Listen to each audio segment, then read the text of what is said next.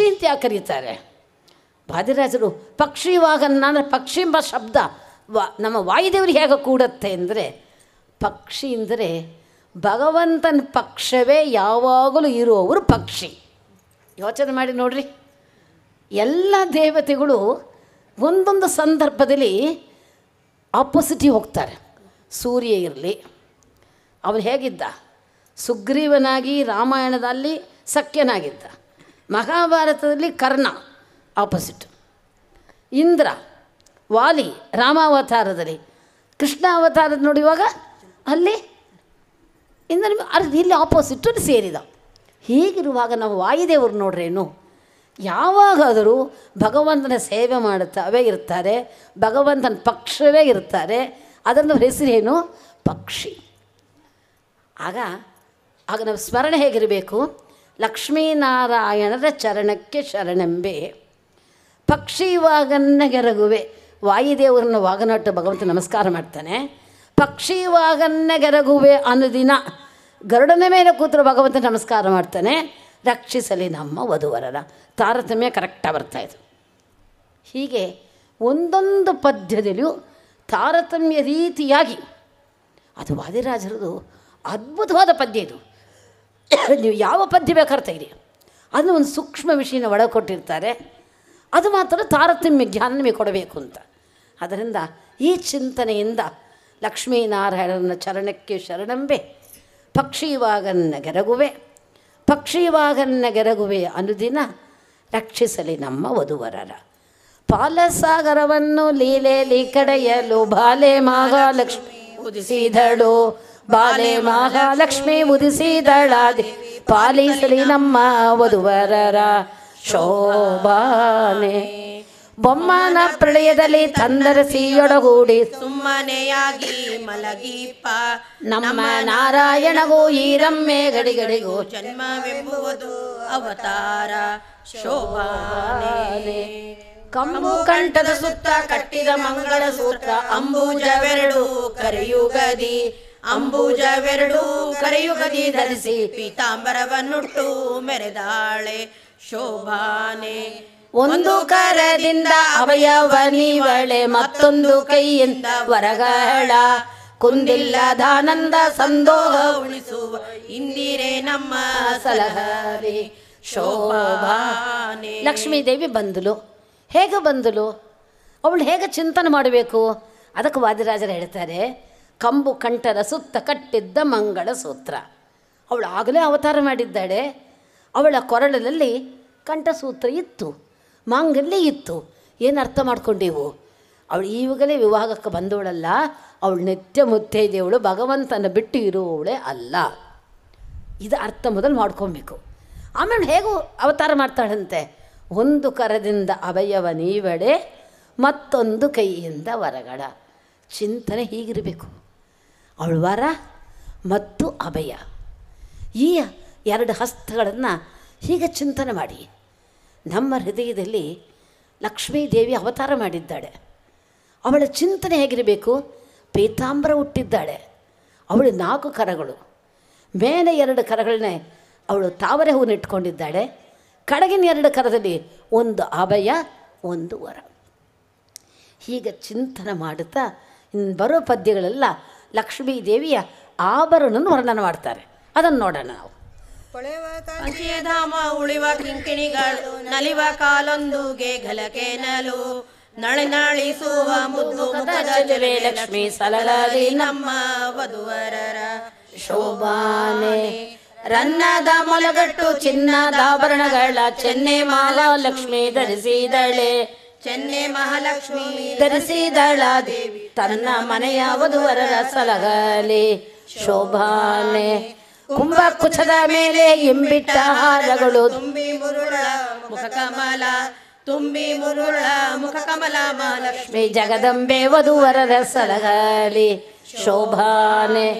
ಮುತ್ತಿನ ಓಲೆಯ ನಿಟ್ಟಳೆ ಮಹಾಲಕ್ಷ್ಮಿ ಕಸ್ತೂರಿ ತಿಲಕ ಧರಿಸಿದಳೆ, ಕಸ್ತೂರಿ ತಿಲಕ ಧರಿಸಿದಳ ದೇವಿ ಸರ್ವತ್ರ ವಧುವರರ ಸಲಹಲಿ ಶೋಭಾನೆ. ಅಂಬುಜ ನಯನಗಳ ಬಿಂಬಧರದ ಶಶಿ ಬಿಂಬದಂತೆ ಸವ ಮೂರು ಮಣಿಯ ಶಶಿಬಿಂಬದಂತೆ ಶವ ಮೂಗುತಿಮಣಿಯ ಮಗಲ ಉಂಬುದಕ್ಕಿಯಲ್ಲಿ ವಧುವರರಿಗೆ ಶೋಭಾನೆ ಮುತ್ತಿ ನಕ್ಷತೆ ಇಟ್ಟು ನವರತ್ನದ ಮುಕುಟವ ನೆತ್ತಿಯ ಮೇಲೆ ಧರಿಸಿದಳೆ ನೆತ್ತಿಯ ಮೇಲೆ ಧರಿಸಿದಳ ದೇವಿ ತನ್ನ ಭಕ್ತಿಯ ಜನರ ಸಲಹಲಿ ಶೋಭಾನೆ ಕುಂದ ಮಂದರ ಜಾಜಿ ಕುಸುಮಗಳ ವೃಂದವ ಚಂದದ ತುರುವಿಗೆ ತುರುವಿದಳೆ ಕುಂದಣ ವರ್ಣದ ಕೋಮಳೆ ಮಗಲಕ್ಷ್ಮಿ ಕೃಪೆಯಿಂದ ವಧುವರರ ಸಲಹಲಿ ಶೋಭಾನೆ ಎಂದೆಂದು ಬಾಡದ ಅರವಿಂದದ ಮಾಲೆ ಇಂದಿರೆ ಪೊಳವ ಕೊರಳಲ್ಲಿ ಇಂದಿರೆ ಪೊಳೆವ ಕೊರಳಲ್ಲಿ ಧರಿಸಿದಳು ಅವಳಿಂದು ವಧುವರರ ಸಲಹಲಿ ಶೋಭಾನೆ ದೇವಾಂಗ ಪಟ್ಟೆಯ ಮೇಲು ಹೊದ್ದಿಗೆಯ ಭಾಮೆ ಮಹಾಲಕ್ಷ್ಮಿ ಧರಿಸಿದಳೆ ಭಾಮೆ ಮಹಾಲಕ್ಷ್ಮಿ ಧರಿಸಿದಳ ದೇವಿ ತನ್ನ ಸೇವಕ ಜನರ ಸಲಹಲಿ ಶೋಭಾನೆ ಈ ಲಕ್ಷ್ಮೀ ದೇವಿಯ ಕಾಲುಂಗರಗಲು ಕೆನಲು ಲೋಲಾಕ್ಷಿ ಮೆಲ್ಲನೆ ನಡೆತಂದಳು ಸಾಲಾಗಿ ಕೊಳ್ಳಿರ್ದ ಸುರರ ಸಭೆಯ ಕಂಡು ಆಲೋಚಿಸಿದಳು ಮನದಲ್ಲಿ ಶೋಭಾನೆ. ಇದು ಕತೆ ನಿಮಗೆ ಕತೆ ಗೊತ್ತಿರುತ್ತೆ. ಲಕ್ಷ್ಮೀ ಶೋಭನ ಪದ್ಯ. ಲಕ್ಷ್ಮೀದೇವಿ ಅವತಾರ ಮಾಡ್ತಾಳೆ.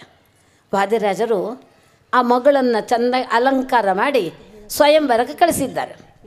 ಆದಿಕಾಲದಲ್ಲಿ ಕ್ಷತ್ರಿಯ ಕುಮಾರಿಗಳೆಲ್ಲ ಸ್ವಯಂವರ ಉಂಟು, ಈಗ ಇಲ್ಲ. ಇಲ್ಲದ್ರೆ ಅವ್ರವ್ರು ಮಾಡ್ತಾ ಇದ್ದಾರೆ. ಇನ್ನೂ ಅದು ಬೇರೆ ಕೊಟ್ಟಿದ್ರು, ಆಮೇಲೆ ಎಲ್ಲಿ ಹೋಗ್ಬೇಕು ಅಲ್ವಾ. ಆ ಕಾಲದಲ್ಲಿ ಉಂಟಿತ್ತು.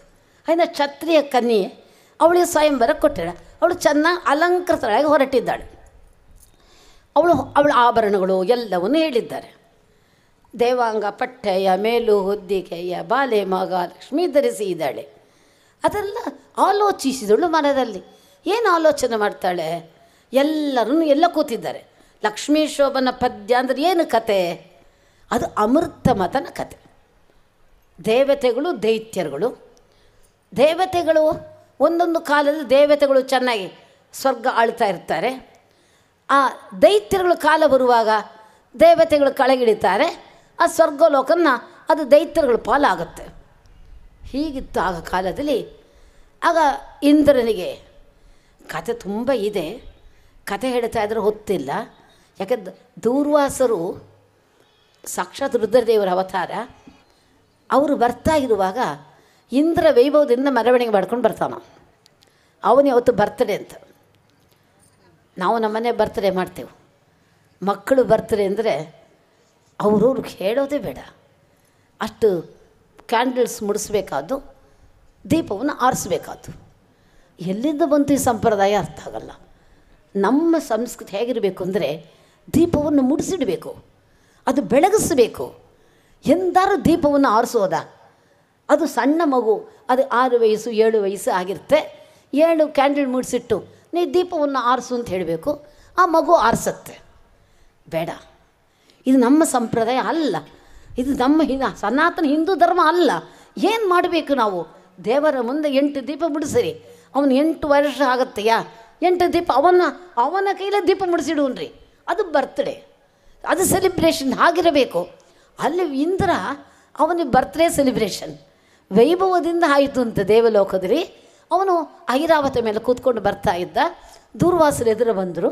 ದೂರ್ವಾಸರು ಏನಂದರು? ತನ್ನ ಕೈಲಿ ಒಂದು ಮಾಲೆ ಇತ್ತು. ಆ ಮಾಲೆ ಯಾರು ಕೊಟ್ಟ ಮಾಲೆ ಅಂದರೆ ಲಕ್ಷ್ಮೀದೇವಿ. ವೈಕುಂಠದಲ್ಲಿ ಲಕ್ಷ್ಮೀದೇವಿ ತನ್ನ ತೋಟದಲ್ಲಿ ಆ ಹೂವನ್ನು ತಾನೇ ಕೊಯ್ದು ತಾನೇ ಕಟ್ಟಿ ಭಗವಂತನ ಸಮರ್ಪಣೆ ಮಾಡಿದ ಮಾಲೆ. ಅದು ನಿರ್ಮಾಲ್ಯ ಪ್ರಸಾದ ಅಂತ ದೂರ್ವಾಸರ ಕೈಲಿ ಬಂತು. ಆ ಮಾಲೆಯನ್ನು ದೂರ್ವಾಸರು ಇಂದ್ರನಿಗೆ ಕೊಡುವಾಗ ಇಂದ್ರ ಅದನ್ನು ಅಲಕ್ಷ್ಯ ಮಾಡಿದ. ಅದರಿಂದ ಸಂಪತ್ತು ಅವನು ಬಿಟ್ಟು ಹೋಯಿತು. ಏನಾಗೋದು, ಏನು ಬೇಕು ಅಂತ ಕೇಳ್ತಾರೆ. ಏನು ಮಾಡಬೇಕು ಅಂತ ಕೇಳುವಾಗ ಸಮುದ್ರವನ್ನು ಮಥನ ಮಾಡು, ನಿನಗೆ ಅಮೃತ ಬರುತ್ತೆ. ಅಮೃತವನ್ನು ನೀವು ತಗೊಂಡ್ರೆ ನಿನಗೆ ಶಕ್ತಿ ಬರುತ್ತೆ ಅಂತ ಭಗವಂತ ಒಂದು ಉಪಾಯವನ್ನು ಹೇಳಿದ. ಯಾಕೆ ಕಥೆನ ಹೇಳ್ತೇನೆ ಅಂದರೆ ಲಕ್ಷ್ಮೀ ಶೋಭನ ಪದ್ಯ ಹೇಳೋರಿಗೆ ಒಂದು ಅರ್ಥ ಆಗಬೇಕು. ಅಲ್ಲಿ ಮಾಂಗಲ್ಯ ಧಾರಣೆ ಅಂತ ಇಲ್ಲ. ಎಲ್ಲರ ಪದ್ಯ ಇದೆಯಾ ನೋಡ್ರಿ? ಇಲ್ಲ. ನಾನಾ ಕುಸುಮಗಳಿಂದ ಮಾಡಿದ ಮಾಲೆಯ ಶ್ರೀನಾರಿ ತನ್ನ ಕರದಲ್ಲಿ ಪಿನಕಂದರದ ತ್ರಿವಿಕ್ರಮರಾಯನ ಕೊರಳಿನ ಮೇಲಿಟ್ಟು ನಮಿಸಿದಳು. ಮಾಂಗಲ್ಯ ಧಾರಣೆ ಅಂತ ಇಲ್ಲಿ ಇಲ್ಲ. ಯಾಕೆ ವಾದಿರಾಜರು ಹೇಳಲಿಲ್ಲ? ಯಾಕೆಂದರೆ ಯಾವ ಹಾರವನ್ನು ಅಂದು ತಿರಸ್ಕಾರ ಮಾಡಿದನೋ ಇಂದ್ರ, ಇಂದು ಲಕ್ಷ್ಮೀದೇವಿ ಆ ಹಾರವನ್ನು ಭಗವಂತನಿಗೆ ಸಮರ್ಪಣೆ ಮಾಡಿದ್ದಾಳೆ. ಅದು ಲಕ್ಷ್ಮೀ ಶೋಭನ ಪದ್ಯ. ಎಷ್ಟು ಕಥೆ ಒಳಗಿದೆ ನೋಡಿ, ಎಷ್ಟು ಆಳವಾಗಿ ವಾದಿರಾಜ ನಿಮಗೆ ಹೇಳಿಕೊಡ್ತಾರೆ ಈ ವಿಷಯವನ್ನು. ಅದರಿಂದ ತಾನೇ ಮಾಂಗಲ್ಯ ಧಾರಣೆ ಅಲ್ಲ, ಅಲ್ಲಿ ಮಾಲೆಯನ್ನು ಸಮರ್ಪಣೆ ಮಾಡಿದ್ದಾಳೆ ಅಂತ ಬಂತು. ಇದೆ ಯಾಕೆ ಕಥೆ ಬರುತ್ತೆ ಅಂದರೆ, ಹೀಗೆ ದೈತ್ಯರುಗಳು ದೇವತೆಗಳು ಮತನ ಮಾಡುವಾಗ ಆಗ ಇಬ್ಬರಿಗೂ ದೇವತೆಗಳು ಸುಸ್ತಾಯಿತು, ದೈತ್ಯರುಗಳು ಸುಸ್ತಾಯಿತು. ಭಗವಂತ ನಾನಾ ರೂಪ ತಗೊಂಡ, ಅವನೇ ಲೀಲೆಯಿಂದ ಅವನೇ ಕಡಿತಾನ, ಎಲ್ಲ ಪದಾರ್ಥಗಳು ಬರುತ್ತೆ. ಆಗ ಲಕ್ಷ್ಮೀದೇವಿಯು ಅವತಾರ ಮಾಡಿ ಬರ್ತಾಳೆ. ಅವಳು ಬಂದವಳು ಏನು ಮಾಡ್ತಾಳಂತೆ, ತನ್ನ ಕೈಯಲ್ಲಿ ಮಾಲೆ ಇಟ್ಟುಕೊಂಡು ಬರ್ತಾಳೆ. ಮಾಲೆನ ಯಾವ ಎಲ್ಲ ದೇವತೆಗಳು ಕಾದಿದ್ದಾರೆ, ದೈತ್ಯರುಗಳು ಇದ್ದಾರೆ. ಯಾರ ಕುತ್ತಿ ಹಾಕಬೇಕು, ನಮ್ಮ ಲಕ್ಷ್ಮೀದೇವಿಗೆ ಡೌಟೇ ಇಲ್ಲ. ಬಟ್ ಜನಗಳೆಲ್ಲರೂ ನೋಡ್ತಾ ಇದ್ದಾರೆ. ಆಗ ಲಕ್ಷ್ಮೀದೇವಿ ಎಲ್ಲ ದೇವತೆಗಳ ದೋಷವನ್ನು ಹೇಳುತ್ತಾ, ಭಗವಂತ ಒಬ್ಬನೇ ನಿರ್ದೋಷ, ದೋಷ ದೂರ ಭಗವಂತ ಒಬ್ಬನೇ, ಅದನ್ನು ಹೇಳೋ ಪದ್ಯ ಯಾವುದು ಅಂದರೆ ಲಕ್ಷ್ಮೀ ಶೋಭನ ಪದ್ಯ. ಯಾಕಂದ್ರೆ ಭಗವಂತನ ಯಾಕೆ ಹೇಳ್ತೇವೆ ಅಂದರೆ, ರಾಮಕೃಷ್ಣ ಅಂತ ಹೇಳಿದ್ರೆ ಸಾಕಾಗೋದು. ಆ ರಾಮಕೃಷ್ಣ ದೋಷ ಇಲ್ಲೇದವ. ಆ ರಾಮ ಅಂದರೆ ಅವನ ಕೋದಂಡಪಾಣಿ ಅವರು ಬೇಕು. ಅವನ ರೂಪ, ಅವನ ಗುಣ, ಇದನ್ನೆಲ್ಲ ಚಿಂತನೆ ಮಾಡಿರ್ತಾನೆ, ಪೂರ್ಣವಾಗಿ ಫಲ ನಿಮಗೆ ಸಿಗತ್ತೆ. ನಾವು ಅಂತೇವು ರಾಮ ಅಂತೇವು, ಕೃಷ್ಣ ಅಂತೇವು, ಹರಿ ಅಂತೇವು, ನರಸಿಂಹ ಅಂತ ನಾವೆಲ್ಲ ಹೇಳ್ತೇವೆ. ಹಾಗಾದ್ರೆ ಒಂದೊಂದು ಹೇಳುವಾಗಲೂ ನಮ್ಮ ಮನಸ್ಸಲ್ಲಿರಬೇಕು ಅವನ ರೂಪ, ಅವನ ಗುಣ, ಅವನ ಕ್ರಿಯೆ, ಇದರ ಚಿಂತನೆ ಮಾಡಬೇಕು ಅಂತ ಕೊಡುತ್ತೆ. ನಮಗೆ ತೋರುತ್ತೆ ಈ ರೂಪ, ಗುಣ, ಕ್ರಿಯೆ ಇದೆಲ್ಲ ಮಾಡೋದಷ್ಟು ನಾವು ಏನು ಋಷಿಗಳ, ಜ್ಞಾನಿಗಳ, ನಮಗೆ ಅಷ್ಟೆಲ್ಲ ಮಾಡೋದು ಆದ್ಯ ಹಾಗೆ ಅಂತ ಹೇಳಿದರೆ ನಮ್ಮ ಮನಸ್ಸಿಗೆ ಆ ಶಕ್ತಿ ಇದೆ. ಸ್ವಲ್ಪ ಯೋಚನೆ ಮಾಡಿ. ನಾವೆಲ್ಲ ಲೇಡೀಸ್ ಇದ್ದೆವು, ಕೂತಿದ್ದೇವೆ ಇಲ್ಲಿ, ಎಲ್ಲ ಮದುವೆ ಮಾಡಿಕೊಂಡು ಅಮ್ಮ ಅಪ್ಪನ್ನೆಲ್ಲ ಬಿಟ್ಟು ಬಂದಿದ್ದೆವು. ಬಂದು ತುಂಬ ವರ್ಷ ನಮ್ಮ ಮನೆಯಿಂದ ಸೆಟ್ಲ್ ಮಾಡ್ಕೊಂಡಾಯ್ತು ನಾವು ಅಲ್ಲ. ಇದ್ದರೂ ನಾವು ನಮ್ಮ ತಾಯಿನ ಸ್ಮರಣೆ ಮಾಡುವಾಗ ಅವಳ ರೂಪ ನಿಮಗೆ ಚಿಂತನೆಗೆ ಬರ್ತೀಯಾ ಬರಲ್ಲವ? ಬರುತ್ತೆ. ಬಿಸಿ ಬಿಸಿಯ ದೋಸೆ ಮಾಡಿಕೊಟ್ಟೆ ಕ್ರಿಯೆ ನನಗೆ ಬರ್ತೀಯಾ ಬರಲ್ಲವ? ನನಗಂತೂ ಬರ್ತಪ್ಪ. ಬಿಸಿ ಬಿಸಿ ಬಿಸಿಯ ದೋಸೆ ಎಷ್ಟು ಅಭಿಮಾನದಿಂದ ಮಾತಾಡ್ತಾ ಇನ್ನೊಂದು ಹಾಕ್ಯೋ, ನಿಂಗೆ ಏನು ಬೇಕೋ ಕೊಡ್ತೇನೆ, ಈ ಅಭಿಮಾನ ಮಾತು ನನಗೆ ಬರ್ತೀಯಾ ಬರಲ್ಲವ? ಎಲ್ಲರಿಗೂ ಬರುತ್ತೆ. ಆಗ ತಾಯಿನ ಚಿಂತನೆ ಮಾಡುವಾಗ ರೂಪ, ಗುಣ, ಕ್ರಿಯೆ ನೆನಪು ಬರುವಾಗ, ಭಗವಂತನ ಚಿಂತನೆ ಮಾಡುವಾಗ ಯಾಕಪ್ಪ ರೂಪ, ಗುಣ, ಕ್ರಿಯೆ ಬರಬಾರ್ದು? ನಮಗೆ ಬರಬೇಕಲ್ಲ. ಇದನ್ನೇ ದಾಸರು ಹೇಳಿರು, ನಿಂಗೆ ತಾಯಿ ಮೇಲೆ ಅಭಿಮಾನ ಇದೆ, ಅದು ನೆನಪು ಬರುತ್ತೆ. ಆ ಅಭಿಮಾನವನ್ನು ಭಗವಂತನ ಮೇಲೆಗಿಟ್ಟರೆ ನೆನಪು ಗ್ಯಾರಂಟಿ ಬರುತ್ತೆ. ಆ ನೆನಪು ಮಾಡೋದೇ ಲಕ್ಷ್ಮೀ ಶೋಭನ ಪದ್ಯ. ಆದರೆ ನೀನು ಬರೋ ಪದ್ಯ ಎಲ್ಲ ಯಾವುದು ಅಂದರೆ ದೇವತೆಗಳ ದೋಷವನ್ನು ಹೇಳ್ತಾರೆ, ಭಗವಂತನ ಗುಣವನ್ನು ಗಾನ ಮಾಡ್ತಾರೆ. ತನ್ನ ಮಕ್ಕಳ ಕುಂದ ತಾನೇ ಪೇಳುವುದಕ್ಕೆ ಮನ್ನದಿನಾಚಿ ಮಹಾಲಕ್ಷ್ಮಿ ತನ್ನಾಮದಿಂದಲ್ಲಿ ಕರೆಯದೆ ಒಬ್ಬೊಬ್ಬರು ಉನ್ನತ ದೋಷಗಳೆಣಿಸಿದಳು ಶೋಭಾನೆ. ಕೆಲವರು ತಲೆಯೂರಿ ತಪಗೈದು ಪುಣ್ಯವ ಗಳಿಸಿದ್ದರೇನು ಫಲವಿಲ್ಲ, ಜ್ವಲಿಸುವ ಕೋಪದಿ ಶಾಪವ ಕೊಡುವರು ಲಲನೆಯ ನೀವರು ಒಲಿಸುವರೆ ಶೋಭಾನೆ. ಎಲ್ಲ ಶಾಸ್ತ್ರಗಳೋದಿ ದುರ್ಲಭ ಜ್ಞಾನವ ಕಲಿಸಿ ಕೊಡುವ ಗುರುಗಳು ಬಲ್ಲಿದ ಧನಕ್ಕೆ ಮರುಳಾಗಿವರಿಬ್ಬರು ಸಲ್ಲದ ಪ್ರೋಹಿದಕ್ಕೆ ಒಳಗಾದರು ಶೋಭಾನೆ.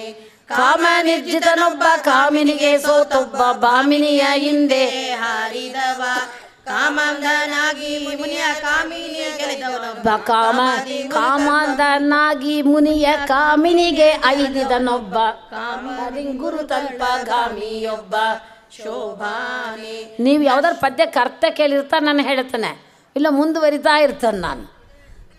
ಯಾವುದಮ್ಮ? ಕಾಮ ನಿರ್ಜಿತನೊಬ್ಬ ಕಾಮಿನಿಗೆ ಸೋತೊಬ್ಬ ಭಾಮಿನಿಯ ಹಿಂದೆ ಹಾರಿದವ. ಕಾಮಾಂಧನಾಗಿ ಮುನಿಯ ಕಾಮಿನಿಗೆ ಐದಿದನೊಬ್ಬ, ಕಾಮದಿನ್ ಗುರುತಲ್ಪ ಗಾಮಿಯೊಬ್ಬ. ಮೊದಲು ಲಕ್ಷ್ಮೀದೇವಿ ಕೆಲವರು ತಲೆಯೂರಿ ತಪಗೈದು ಅಂತ ಋಷಿಗಳೆಲ್ಲ ಕೂತಿದ್ರು. ನಾನು ಒಲ್ಲೆ ಮದುವೆ ಮಾಡ್ಕೊವಲ್ಲ, ಮಾಲೆ ಹಾಕಲ್ಲ ಅಂದ್ಲು. ಯಾಕೆ ಅಂದರೆ ಜ್ವಲಿಸುವ ಕೋಪದೇ ಶಾಪವ ಕೊಡುವರು. ಕೋಪ ಬಂದರೆ ಶಾಪ ಕೊಡ್ತಾರೆ. ಇವ್ರನ್ನ ಮದುವೆ ಮಾಡ್ಕೊಂಡು ಏನು ಮಾಡೋದು?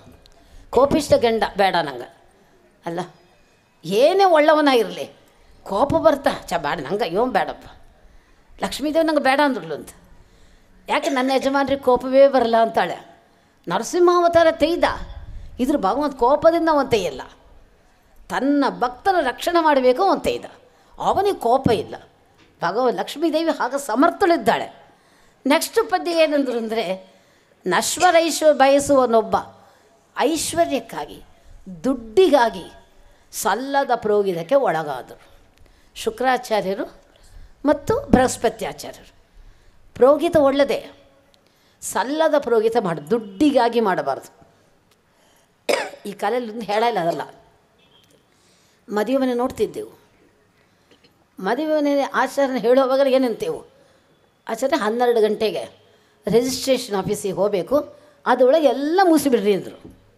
ಅವ್ರೇನು ಮಾಡ್ತಾರೆ ಪಾಪ, ನೀವೆಲ್ಲ ಮುಗಿಸ್ಬೇಕಾ? ಅಷ್ಟು 9 ಗಂಟೆಗೆ ಮುಗಿಸೋಟೋರು, ತನ್ನ ಮನೆಗೆ ತಾನು ಹೊಟ್ಟೋದ್ರು. ಇಷ್ಟೇ ನಡೀತಾ ಇದೆ ಮನೆಯಲ್ಲಿ. ಯಾಕಂದ್ರೆ ಅವ್ರಿಗೆ 12 o'clock ಆಫೀಸ್ ಅಪಾಯಿಂಟ್ ತುಂಬ ಮುಖ್ಯ ಆಯಿತು. ಮಂತ್ರದಲ್ಲಿ ಶ್ರದ್ಧೆ ಇಲ್ಲ. ಇದು ಸಲ್ಲದ ಪ್ರೋಗಿತ. ಈ ಸಲ್ಲದ ಪ್ರೋಗಿತಕ್ಕೆ ಒಳಗಾದರು ಅಂದರು. ನೆಕ್ಸ್ಟ್ ಹೇಳ್ತಾರೆ ಪದ್ಯದಲ್ಲಿ, ಕಾಮನಿರ್ಜಿತನೊಬ್ಬ ಕಾಮಿನಿಗೆ ಸೋತೊಬ್ಬ. ಕಾಮನಿರ್ಜಿತ ಅಂದರೆ ಎಲ್ಲ ಕಾಮನ್ನ ಗೆದ್ದವರೇ. ಯಾರು? ದೇವತೆಗಳು. ದೇವತೆಗಳು ಸಾಮಾನ್ಯವ, ಎಲ್ಲ ಅಭಿಮಾನಿ ದೇವತೆಗಳು. ಅವ್ರನ್ನ ಯಾರು ಏನೂ ಹೇಳಬಾರದು. ಹಾಗಿರುವ ವಾದರಾಜರಂತಾರೆ ಎಲ್ಲ ಒಳ್ಳೆಯವರು, ಕಾಮನ್ನ ಗೆದ್ದವರು, ಕಾಮನಿರ್ಜಿತರು. ಕಾಮನಿರ್ಜಿತನೊಬ್ಬ ಕಾಮಿನಿಗೆ ಸೋತೊಬ್ಬ ಭಾಮಿನಿಯ ಹಿಂದೆ ಹಾರಿದವ. ಇದು ಬ್ರಹ್ಮದೇವರಿಗೂ ಅನ್ವಯ ಆಗತ್ತೆ. ಬ್ರಹ್ಮದೇವ್ರನ್ನ ಬಿಟ್ಟರೆ ರುದ್ರದೇವರಿಗೂ ಅನ್ವಯ ಆಗತ್ತೆ. ಕಾಮಿನಿಯ ಭಾಮಿನಿಯ ಹಿಂದೆ ಹಾರಿದವ. ಯಾವ ಭಾಮಿನಿಯಲ್ಲಿ? ಮೋಗಿನಿ. ಏನ್ಮ ಮೋಗಿನಿ, ಅದು ರುದ್ರದೇವರಿಗೆ. ಬ್ರಹ್ಮದೇವರಿಗೆ ಬರ್ತದೆ. ಬ್ರಹ್ಮದೇವರು ತಾನು ಸೃಷ್ಟಿ ಮಾಡಿದ ತಕ್ಷಣ ಅವರು ಒಂದು ಮೋಹ ಮಾಡಿದ ಒಂದು ಕಥೆ ಇದೆ, ಅದರಿಂದ ಅದು ಒಂದು ಬರುತ್ತೆ. ಹಾಗಾದ್ರೆ ಬ್ರಹ್ಮದೇವರಂಥ ರುಜುಗಳಸ್ತರಿಗೆ ಮೋಹ ಇದೆ, ಏನು ಚಿಂತನೆ ಕೂಡ ಮಾಡಬಾರ್ದು. ಯಾರಿಗೂ ಮಾಡೋದು, ಅಭಿಮಾನಿ ದೇವತೆಗಳು ಮಾಡಬಾರ್ದು. ಅದರಿಂದ ವಾದಿರಾಜರು ತುಂಬ ಪದ್ಯನ, ವಾದಿರಾಜರ ಪದ್ಯ ಹೇಳುವಾಗ ಎಚ್ಚರಿಕೆಯಲ್ಲಿರಬೇಕು. ಅವರು ದೋಷನ್ನೇ ಹೇಳಿದ್ದಾರೆ, ಗುಣವನ್ನು ಹೇಳಿದ್ದಾರೆ. ಕಾಮ ನಿರ್ಜಿತ ಅಂತ ಕೊಟ್ಟುಬಿಟ್ರು.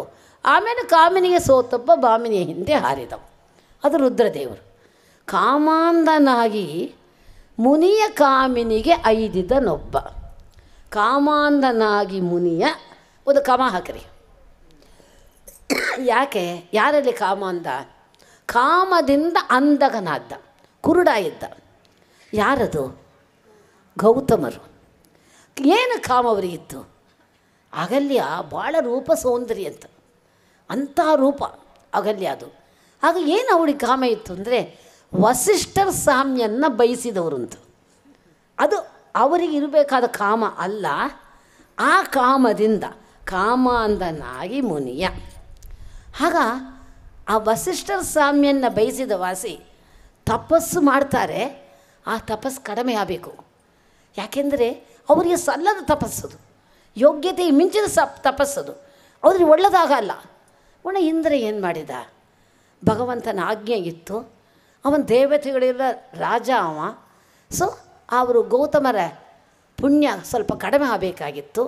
ಆದ್ದರಿಂದ ಅಗಲ್ಯ ಹತ್ತಿರ ಹೋದ. ಕಾಮಾಂಧನಾಗಿ ಮುನಿಯ ಕಾಮಿನಿಗೆ ಐದಿದನೊಬ್ಬ.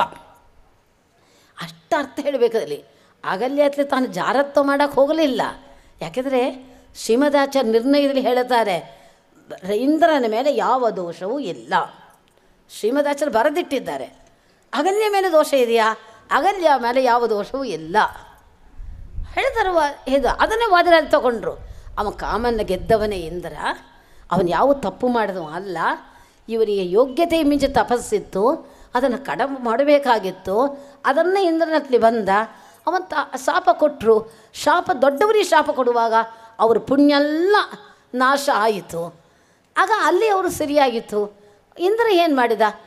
ನಮ್ಮ ಗೌತಮರು ಅಗಲ್ಯ ಮೇಲೆ ತುಂಬ ಪ್ರಿಯ, ಅದರಿಂದ ಏನು ಮಾಡಿದಂತೆ ಇಲ್ಲೇ ಹೀಗೆ ಅವಳು ಹೇಗೆಂದರೆ ಶಿಲೆಯಾಗಿದ್ಲು. ಅವಳೇ ಶಿಲ ಆಗಲ್ಲ, ಶಿಲೆಯಂತೆ ಬಿದ್ದಿದ್ದಳು. ಆಗೇನಾಯಿತು? ರಾಮದೇವರ ಸ್ಪರ್ಶದ ಭಾಗ್ಯ ಸಿಕ್ಕಿತು, ಅವಳಿಗೆ ಪೂರ್ಣ ಚಲನ ಬಂತು. ಎಷ್ಟು ಕಥೆಯನ್ನು ಕೊಡ್ತಾರೆ ನೋಡ್ರಿ. ಇಷ್ಟನ್ನು ಚಿಂತನೆ ಮಾಡಿರಿ. ಈ ಪದ್ಯವನ್ನು ಹೇಳುವಾಗ ಆ ರಾಮನನ್ನು ಚಿಂತನೆ ಮಾಡಿ. ರಾಮನಿಂದ ಆ ಅಗಲ್ಯ ಉದ್ಧಾರ ಆದಲಲ್ಲ. ಹೇ ಭಗವಂತ, ನಾನು ಕಲ್ಲಿನಂತೆ ಇದ್ದಾನೆ, ಮನಸ್ಸಿನ ಭಕ್ತಿ ಭಾವವೇ ಇಲ್ಲ ಹಂಗಿದೆ. ಆ ಭಕ್ತಿ ಉದ್ಧಾರ ಹೊರಗೆ ಬರಬೇಕು ಅಂದರೆ ನೀ ರಾಮ ಅಂದು ಅಗಲ್ಯನ ಉದ್ಧಾರ ಮಾಡಿಲ್ಲ, ಎಂದು ನನ್ನನ್ನು ಉದ್ಧಾರ ಮಾಡಕ್ಕಬ್ಬ. ಎಷ್ಟು ಚಿಂತನೆನ ಈ ಒಂದು ಪದ್ಯದಲ್ಲಿ ಕೊಟ್ಟು ಕಾಮಾಂಧನಾಗಿ ಮುನಿಯ ಕಾಮಿನಿಗೆ ಐದಿದನೊಬ್ಬ, ಕಾಮದಿಂ ಗುರುತಲ್ಪ ಗಾಮಿಯೊಬ್ಬ. ತಲ್ಪ ಅಂದ ಹಾಸಿಗೆ. ಅವನು ಕಾಮುಕನಾಗಿ ಚಂದ್ರ ತನ್ನ ಗುರುವಿನ ತಲ್ಪ ಬೃಹಸ್ಪತ್ಯಾಚಾರ ಅವರ ಹಾಸಿಗೆಯನ್ನು ಹತ್ತಿದ. ಅವರ ಹಾಸಿಗೆ ಅಂದರೆ ಅಲ್ಲಿ ತಾರೆಯನ್ನು ಬಯಸಿದ, ತಾರೆಯನ್ನು ಭೋಗ ಮಾಡಿದ. ಇದೆ ಕತೆ, ಇದೆ ಭಾಗವತಲಿದೆ. ಇದು ಸರಿಯಾ? ತುಂಬ ಜನ ಕೇಳೋದುಂಟು, ಇದು ಸರಿಯಾಗಿದು ಇಲ್ಲ ತಪ್ಪೆ ನಿರ್ಣಯದಲ್ಲಿ ಕೊಡ್ತಾರೆ.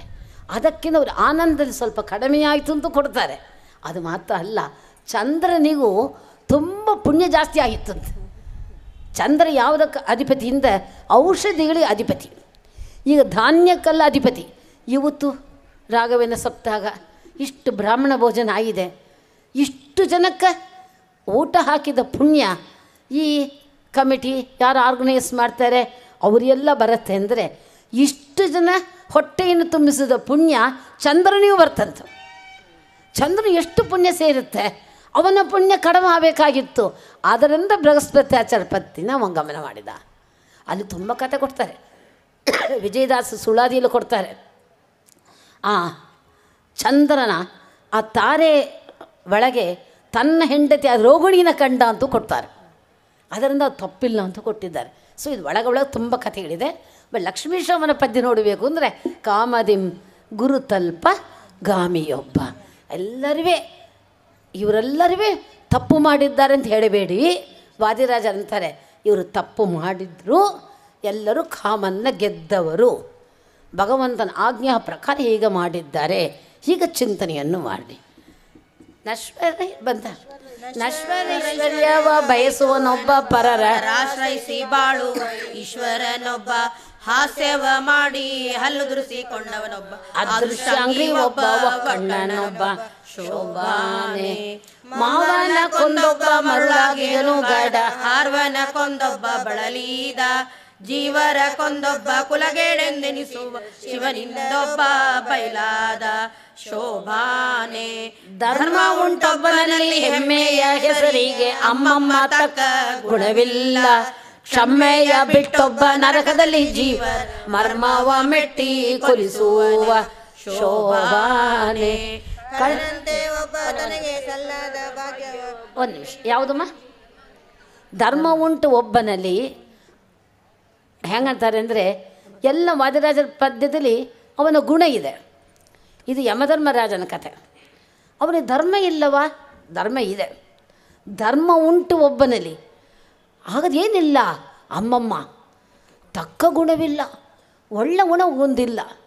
ಏನು ಗುಣ ಇಲ್ಲ? ಕ್ಷಮೆಯ ಬಿಟ್ಟು ಮನ್ನಿಸುವ ಗುಣ ಇಲ್ಲ ಯಮಧರ್ಮರಾಜನಿಗೆ. ತಪ್ಪು ಮಾಡಿದೆಯಾ ತಪ್ಪು, ಏಕಾದಶಿ ಇಲ್ಲಿ ಊಟ ಮಾಡಿದೆ ಮೇನಪ್ಪ, ಅದು ದಯಾ ದಾಕ್ಷಿಣ್ಯ ತೋರಿಸ್ತಾ ಇಲ್ಲವ. ಇಲ್ಲಿ ಮಾಡಿದ್ದಿಲ್ಲ ಶಿಕ್ಷಣ ಅಲ್ಲಿ. ಇಲ್ಲಿ ಯಾವುದೇ ಕಾರಣಕ್ಕೆ ಏನು ತಪ್ಪು ಮಾಡಿದರೂ ಸರಿ, ನಾನು ನಂಬೋದು ನಾನು ಸೊಸೈಟಿಗೋಸ ನಾನು ತಿಂದೆ, ಎಲ್ಲರೂ ತಿಂತಾಯಿದ್ರು ನಾನು ತಿಂದೆ, ಅದೆಲ್ಲ ನಂಗೆ ಲೆಕ್ಕ ಇಲ್ಲ. ತಿಂದು ಮೇಲೆ ಬಾ, ಸ್ವಲ್ಪವೂ ಅವನಿಗೆ ಕಣಿಕರವೇ ಇಲ್ಲಂತ. ಅಮ್ಮಮ್ಮ ತಕ್ಕ ಗುಣವಿಲ್ಲ, ಅವನಿಗೆ ಗುಣ ಇಲ್ಲ. ಇವನು ಮದುವೆ ಮಾಡ್ಕೊಂಡು ಏನು ಮಾಡೋದು? ಎಷ್ಟೋ ತಪ್ಪು ಮಾಡ್ತೇವೆ, ಯಜಮಾನರು ಮನ್ನಿಸ್ಬೇಕು. ಮನಸ್ಸೇ ಬಿಡಿದ್ರೆ ಇಂಥ ಯಜಮಾನ ನಂಗೆ ಬೇಡ. ಆಮೇಲೆ ಹೇಳ್ತಾರೆ, ಚಮ್ಮಯ್ಯ ಬಿಟ್ಟೊಬ್ಬ ನರಕದಲ್ಲಿ ಜೀವರ ಮರ್ಮವ ಮೆಟ್ಟಿ ಕೊಲಿಸುವ. ನರಕದಲ್ಲಿ ಹಾಕಿ ಜೀವರನ್ನ ಮರ್ಮಸ್ಥಾನದಲ್ಲಿ ಒದಿತಾನಲ್ಲ. ಇವನೇನು ಕಣಿಕರ ಇಲ್ಲವಲ್ಲ, ಇವನು ಮದುವೆ ಮಾಡ್ಕೊಂಡು ಏನು ಮಾಡೋದು ನಾನು? ಇದು ವಾಯುದೇವರಿಗೂ ಬರುತ್ತಂತೆ. ಯಾಕಂದ್ರೆ ವಾಯುದೇವರು ಎಲ್ಲಿ ತಮೋಯೋಗ್ಯ ಜೀವರನ್ನೆಲ್ಲ ತಾನು ಒದ್ದುಗೊಳಿಸ್ತಾರಂತಲ್ಲ, ಅದನ್ನು ಬರ್ತಾನೆ. ಇವರೆಲ್ಲ ನಂಗೆ ಬೇಡ, ಕಣಿಕರ ಇಲ್ಲ ಇವರಿಗೆಲ್ಲ, ಇವ್ರು ಯಾರು ನನ್ನ ಪಕ್ಕಕ್ಕೆ ಬರೋದು ಬೇಡ. ಚಮ್ಮಯ್ಯ ಬಿಟ್ಟೊಬ್ಬ ನರಕದಲ್ಲಿ ಜೀವರ ಮರ್ಮವ ಮೆಟ್ಟಿ ಕೊಲಿಸುವ. ಅದನ್ನು ಇವರಿಬ್ಬರು ನಂಗೆ ಬೇಡ. ಹಾಗಾದ್ರೆ ಇಬ್ಬರು ಕೆಟ್ಟವರ? ಇಲ್ಲ, ಧರ್ಮ ಉಂಟು ಒಬ್ಬನಿಗೆ, ಅವ್ರಿಗೆ ಧರ್ಮ ಇದೆ, ಭಗವಂತನ ಆಜ್ಞಾ ಪ್ರಕಾರ ನಡೀತಾ ಇದ್ದಾರೆ. ಹಾಗೆ ನಾವು ಚಿಂತನೆ ಮಾಡಬೇಕು ಅಂತ. ಕಳನಂತೆ ಒಬ್ಬ ತನಗೆ ಸಲ್ಲದ ಭಾಗ್ಯವ ಬಲ್ಲಿದ ಗಂಜಿ ಬರಿಗೈದ ದುರ್ಲಭ ಮುಕ್ತಿಗೆ ದೂರವೆಂದೆನಿಸುವ ಪಾತಾಳ ತಳಕೆ ಇಳಿದ ಗಾಢ ಶೋಭಾನೆ ಎಲ್ಲರ ಇಷ್ಟವ ಶಿಂಶುಮಾರ ದೇವ ಸಲ್ಲೀಲೆಯಿಂದ ತೊಲಗಿಸುವ. ಒಲ್ಲೆ ನಾನಿವರ ನಿತ್ಯ ಮುತ್ತೈದೆ ಎಂದು ಬಲ್ಲವರನ್ನ ಭಜಿಸುವರು. ಶೋಭಾನೆ ಪ್ರಕೃತಿಯ ಗುಣದಿಂದ ಕಟ್ಟು ಒಡೆದು ನಾನಾ ವಿಕೃತಿಗೊಳಗಾಗಿ ಭವದಲ್ಲಿ ಸುಖ ದುಃಖವೆಂಬ ಬೊಮ್ಮಾದಿ ಜೀವ ದುಃಖಕ್ಕೆ ದೂರಳಿಪ ಗೆಣಗೆಣೆಯೇ. ಶೋಭಾನೆ ಒಬ್ಬನವನ ಮಗ ಮತ್ತೊಬ್ಬನವನ ಮೊಮ್ಮ, ಒಬ್ಬನವನಿಗೆ ಶಹನಾಯ ಒಬ್ಬನವನ ಪೂರ್ವ ಮತ್ತಿಬ್ಬರ ಅವನಿಗೆ ಅಂಜಿ ಅಬ್ಬರದಲ್ಲವಾಗ ಸುಳಿವರು. ಶೋಭಾನೆ ಒಬ್ಬನವನ ನಾಮ ಕಂಜಿ ಬೆಚ್ಚುವ ಗಾಢ ಸರ್ವರಿಗಾವ ಅಮೃತವ ಸರ್ವರಿಗಾವ ಅಮೃತವ ನುಣಿಸುವ. ಅವನೊಬ್ಬನ ನಿರನಿಷ್ಠ ನಿರವಧ್ಯ. ಶೋಭಾನೆ ನಿರನಿಷ್ಠ ನಿರವಧ್ಯ ಎಂಬ ಶ್ರುತ್ಯರ್ಥ ವರದು ನೋಡಲು ನರಹರಿಗೆ. ನರಕ ಯಾತನೆ ಸಲ್ಲ ದುರಿತಾದಿ ದೂರನೆ ಮರುಳ ಮನ ಬಂದಂತೆ ನುಡಿಯದಿರು. ಶೋಭಾನೆ ಒಂದೊಂದು ಗುಣಗಳು ಇದ್ದಾವು ಇವರಲ್ಲಿ ಸಂದನಿಸಿವೆ ಬಹುದೋಷ. ಕುಂದಳ್ಳಿಷ್ಟಿಲ್ಲದ ಮುಕುಂದನೆ ತನಗೆ ಇಂದಿರೆ ಪತಿಯ ನೆನೆದಳು. ಶೋಭಾನೆ ಈ ಪದ್ಯ 2 ಸಲ ಬರೋದು. ಈ ಪದ್ಯದವರೆಗೆ ಹೇಗೆಂದರೆ, ಭಗವಂತ ಅವನ ಸ್ವಯಂವರಕ್ಕೆ ಲಕ್ಷ್ಮೀದೇವಿ ಬರ್ತಾ ಇದ್ದಾಳೆ, ಆ ಎಲ್ಲ ದೇವತೆಗಳು ದೋಷವನ್ನು ಹೇಳಿದಳು ಅಂತ. ಈ ಪದ್ಯದ ಬಂತು ಅಂದರೆ ಅವಳು ಎಲ್ಲ ದೇವತೆಗಳ ವಿಷಯವನ್ನು ಮುಗಿಸಿ ಆಯಿತು, ಇನ್ನು ಭಗವಂತನ ಗುಣವನ್ನು ಗಾನ ಮಾಡ್ತಾ ಇದ್ದಾಳೆ. ಆಮೇಲೆ ಇನ್ನೊಂದು ಸಲ ಈ ಪದ್ಯ ಬರುತ್ತೆ, ಆಗ ಈ ವಿಷಯ ಎಲ್ಲ ಮುಗೀತು, ಮದುವೆ ಸಂಭ್ರಮ ಆರಂಭ ಆಯಿತು ಅಂತ ಅರ್ಥ. ಅದರಿಂದ ಈ ಪದ್ಯ ಬಂತು ಅಂದರೆ ಯಾಕೆ 2 ಸಲ ಬಂತು ಹಾಗಂತ ಯೋಚನೆ ಮಾಡಬೇಕಾದ್ರೆ, ಈ ದೇವತೆಗಳ ವಿಷಯವನ್ನು ಹೇಳೋದು ನಿಲ್ಲಿಸಿಬಿಟ್ಲು. ಒಂದೊಂದು ಗುಣಗಳು ಇದ್ದಾವು, ಎಲ್ಲರಿಗೂ ಗುಣ ಇದೆ, ಹಾಗಾದರೆ ದೋಷ ಜಾಸ್ತಿ ಇದೆ.